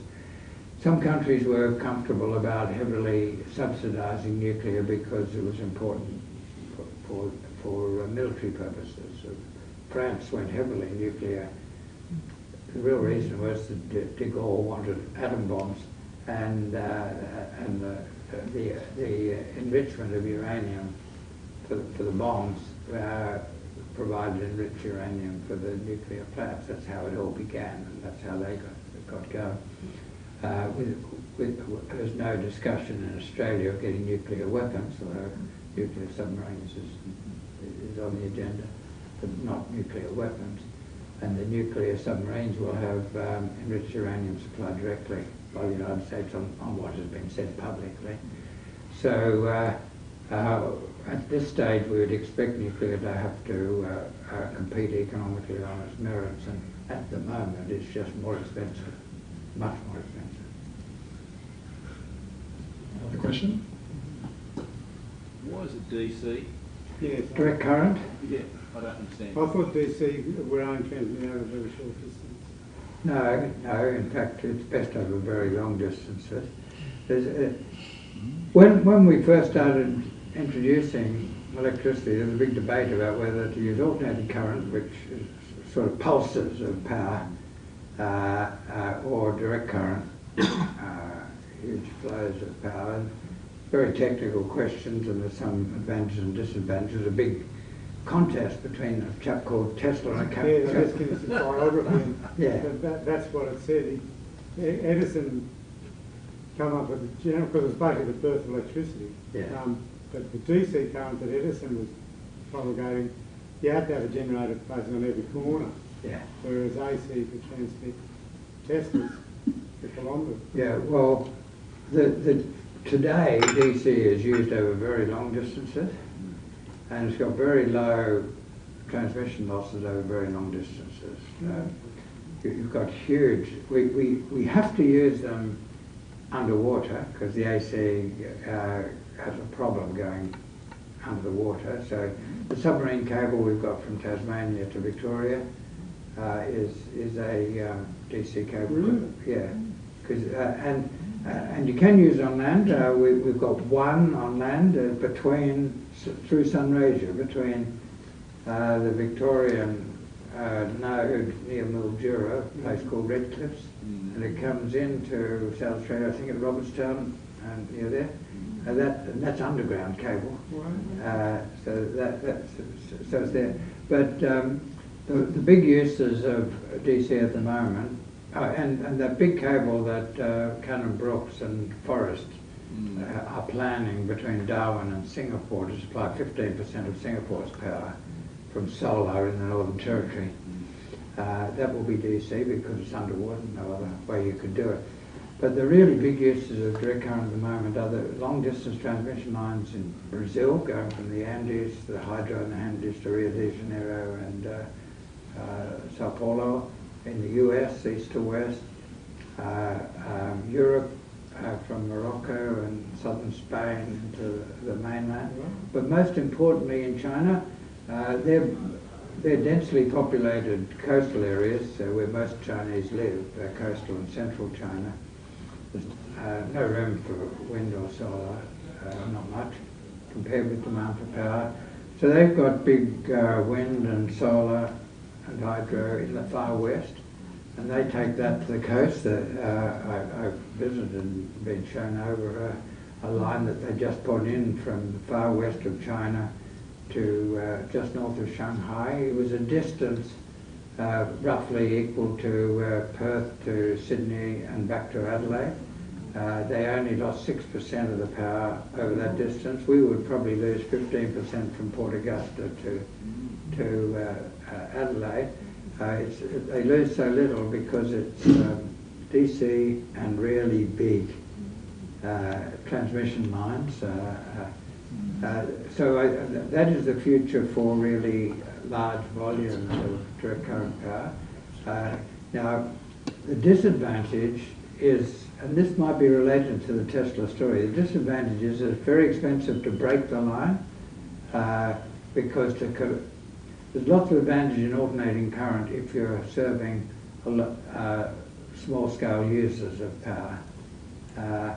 And so you have to have an alternating current around Port Lincoln, or for that matter around Adelaide. And so you need to break the line for every user of power, and it's very expensive to break the line. And so it works best if you've got long, continuous areas. Another question over there. Is that the size you were talking with your hand? Yeah, that, no. Ross, thank you very much. Really enjoyed your talk. Most of the back half of your talk, you've been talking about ways of reducing CO2 emissions and putting in other infrastructure, etc. Are we wrong when we talk about carbon capture? I mean, in my opinion, or from my knowledge, is that it's a mongrel molecule. I could put half the farm into trees, cut them down in 50 years' time, and the only way I can stop that carbon from coming back is to bury the trees or chuck them in the ocean and hope they sink to the bottom and we don't see them again. Whereas I put them into houses, in 50 years' time, 20 years' time, when that house gets demolished or Mr. CO2 says, hey boys, I'm back. Yeah. Well, we can put them in a tree and cut down the tree and grow another tree. And if the first tree, because it's been put into a house, or the leaves fed to cattle in a drought, if on average it takes 100 years to leak out, and then while you've grown another tree, you're not behind overall. You've got to look at the overall balance. When you're using the timber, you do have to keep in mind that you're only temporarily conserving it. Although the floorboards of my Melbourne house were put in Baltic pine in 1876. At some stage they're going to come back. At one stage they'll come back. But if we're now tree to make our floorboards was cut down, it used to come back in the wool boats. The wool would go one way and the timber would come back.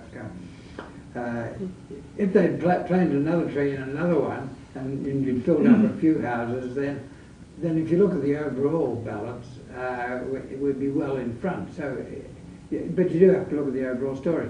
But we need ways of permanently sequestering it. And the nearest thing we've got to it is using pyrolysis to turn biomass into char and bio-oil. And the char can be added to the soils and stay there for a very long time. I think there's going to be a big story.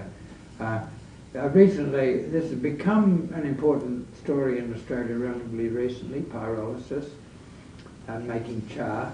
And just last year, just early this year, they formed a biochar association and asked me to be president and give a talk at the first meeting of the association in Hundle. A nice place to go to for a talk, so I did it. I probably would have done it anyway because I like what they're doing. But here you take biomass, which could be your harvested mallee, and then you let it. Mallee will grow again. You heat in the pyrolysis plant the biomass without oxygen, so it doesn't burn, and the volatiles go off, which are mainly hydrocarbons, which is really bio-oil or biogas, and you can use that for anything that you use oil for.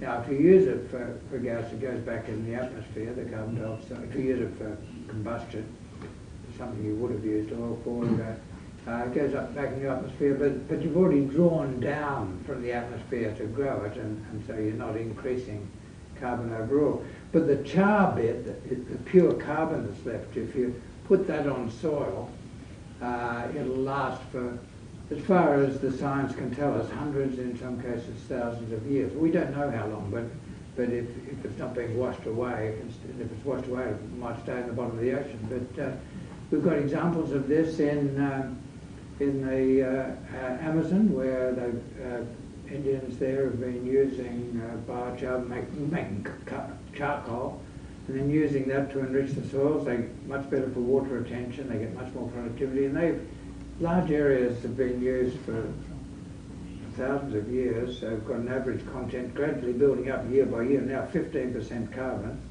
much more fertile soil as a result. And that permanently sequesters the carbon. Well, the char, you could use that for that purpose. And that's being recognised by the International Panel on Climate Change as permanent sequestration. And Bill Gates made a commitment that Microsoft would be zero emissions, not from now on, but from the time he formed the company in his garage at Stanford University. And so he needs to buy negative emissions. So he's buying from some Australian companies I know certificates where carbon has been put on the soil because they've worked out that's the most permanent way of placing carbon in soil. He'll even pay you for the full value of the carbon, about $100 a tonne of carbon, which is several $100 of carbon. No, several $100 a tonne of carbon dioxide, which is several $100 a tonne of carbon dioxide. If it's been through a sheep or a cow before it gets on the ground. And there's lots of advantages in feeding a bit of biochar, it's got to be good biochar, pure stuff, to a sheep or a cow. It improves the digestion so that a bit of the grass or grain that's been fed to the animal that would have been belched out as methane and become a greenhouse gas, you get better digestion, so you get a bit of conversion of some of that wasted food into more meat or milk or wool, and then when it ends up on the ground, so long as you can demonstrate to Gates and Microsoft that it ended up on the ground, that he'll give you $300 or $400 a tonne for it. That is an amazing opportunity, I guess, as well. That so many organisations around the world are participating in that transformation as well. Looking at carbon capture. Yeah, that's possible. Thank you so much for today. really wonderful. And I think to see that now we've got governments around the world and in Australia, across Australia, all looking at what can happen in the superpower transformation. But in Australia, I think we've got a huge opportunity, as you've highlighted as well. So thank you again so much as well. And please.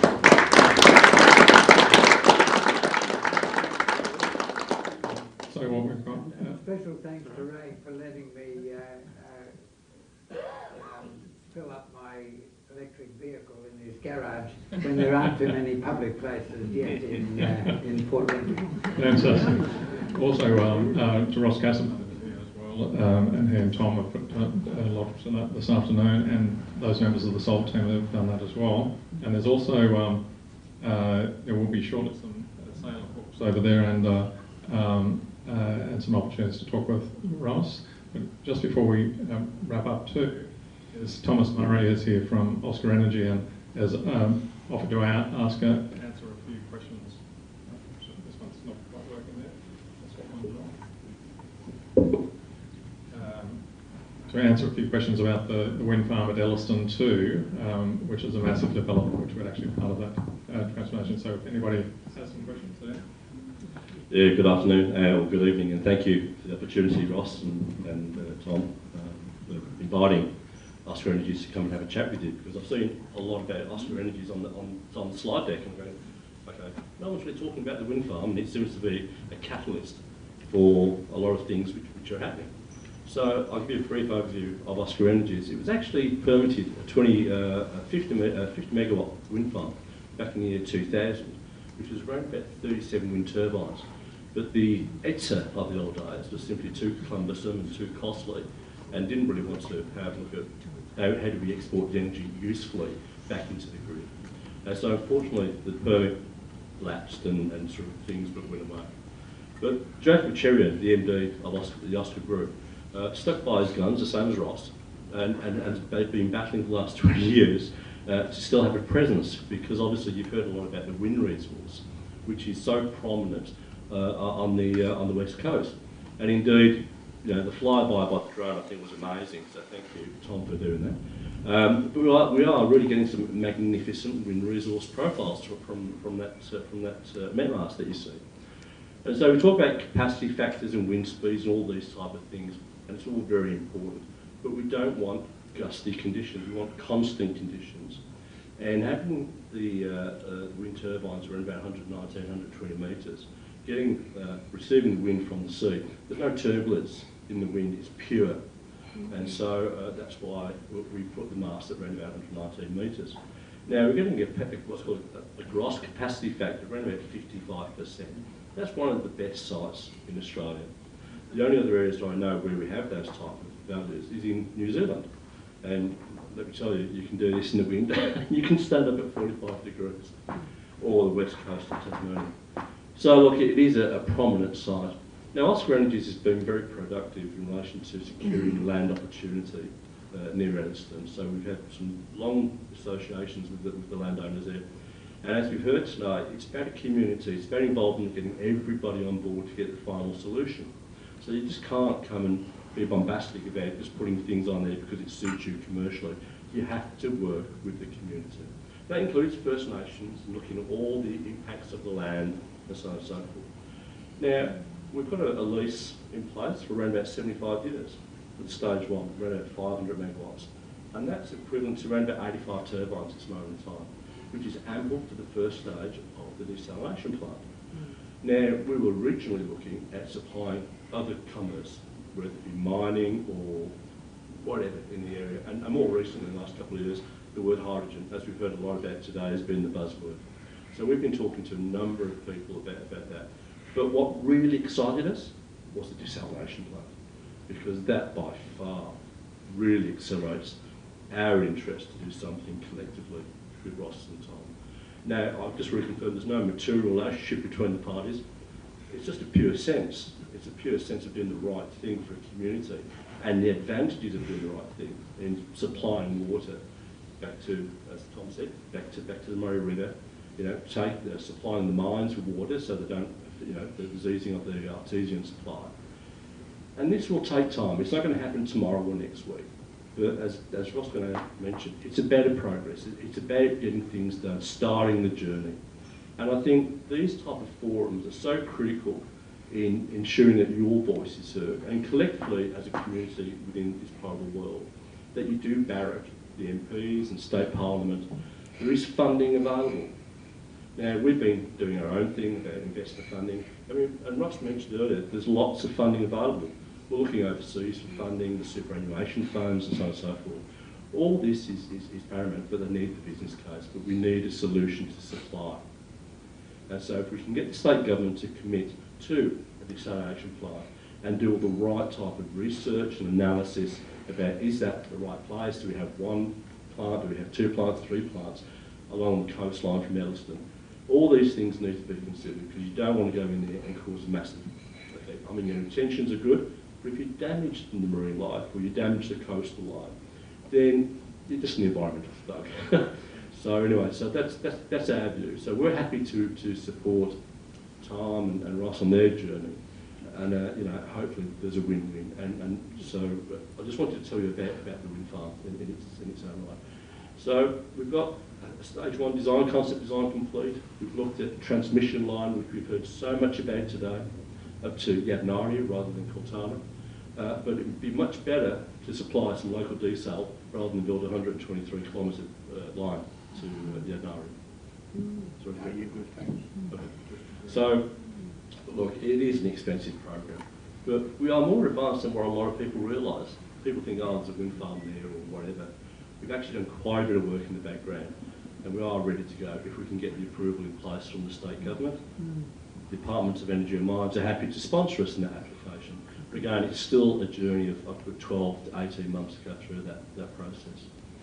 But we have to start. But we need capital investment. And I think that comes back to where Tom and Professor Garnaut are sort of reflecting their thoughts about getting the input, getting the state governments to cough up a little bit of cash to help the process. But look, I just wanted to throw out there, wind turbines. A lot of people say yes, a lot of people say no, ugly things, we don't like them, not in my backyard, they're noisy, they're white, we can't recycle them.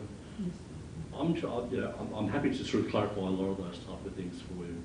Yes, today's turbines have a manufacturing proposal to have at least 90-95% recyclable capability, including the blades.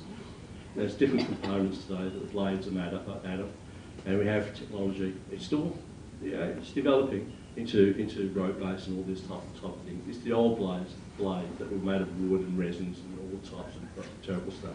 We hear so much negativity about. But basically, essentially, from all that, it's metal, it's oil, and we use mineral oils today, not fossil oil. But we can look at recycling.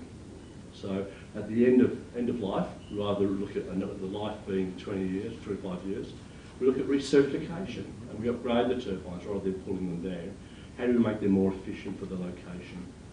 And so we look at technology to help us on that path too. So we're there for the long run. As I said, we've got a tenure for 75 years. We just need something to give the energy to. So please, barrack who you can, what you can, to help Tom and Ross and various other stakeholders get a desalination plant. Because I think, flying over today, there's a couple of oases of green. But apart from that, it was lots of Sahara desert, right?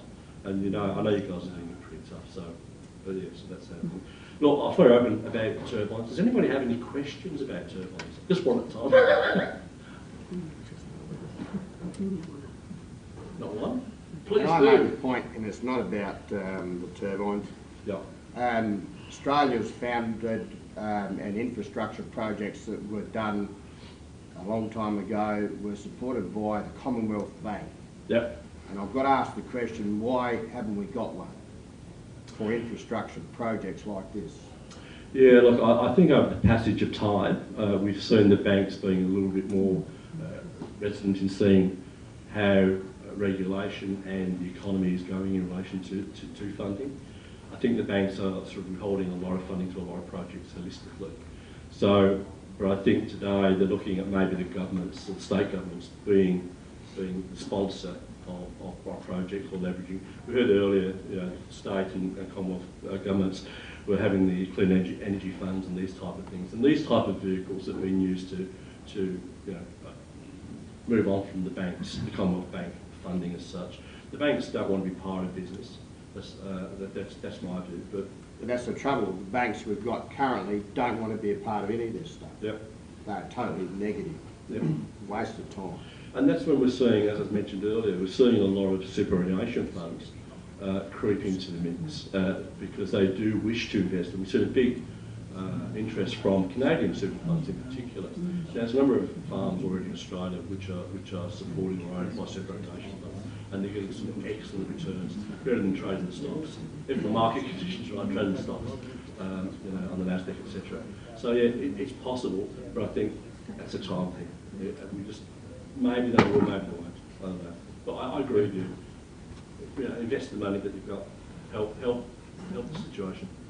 Thanks so much, Tom, as well, and probably an opportunity as well to ask questions after as well. What we might do now is just wrap up as well and thank the three speakers today, and also there's an opportunity to read books and books signing potentially as well. So we'll do that now. Thanks very much. Thank you very much indeed. Appreciate it. And thanks to Paul and Mark as well.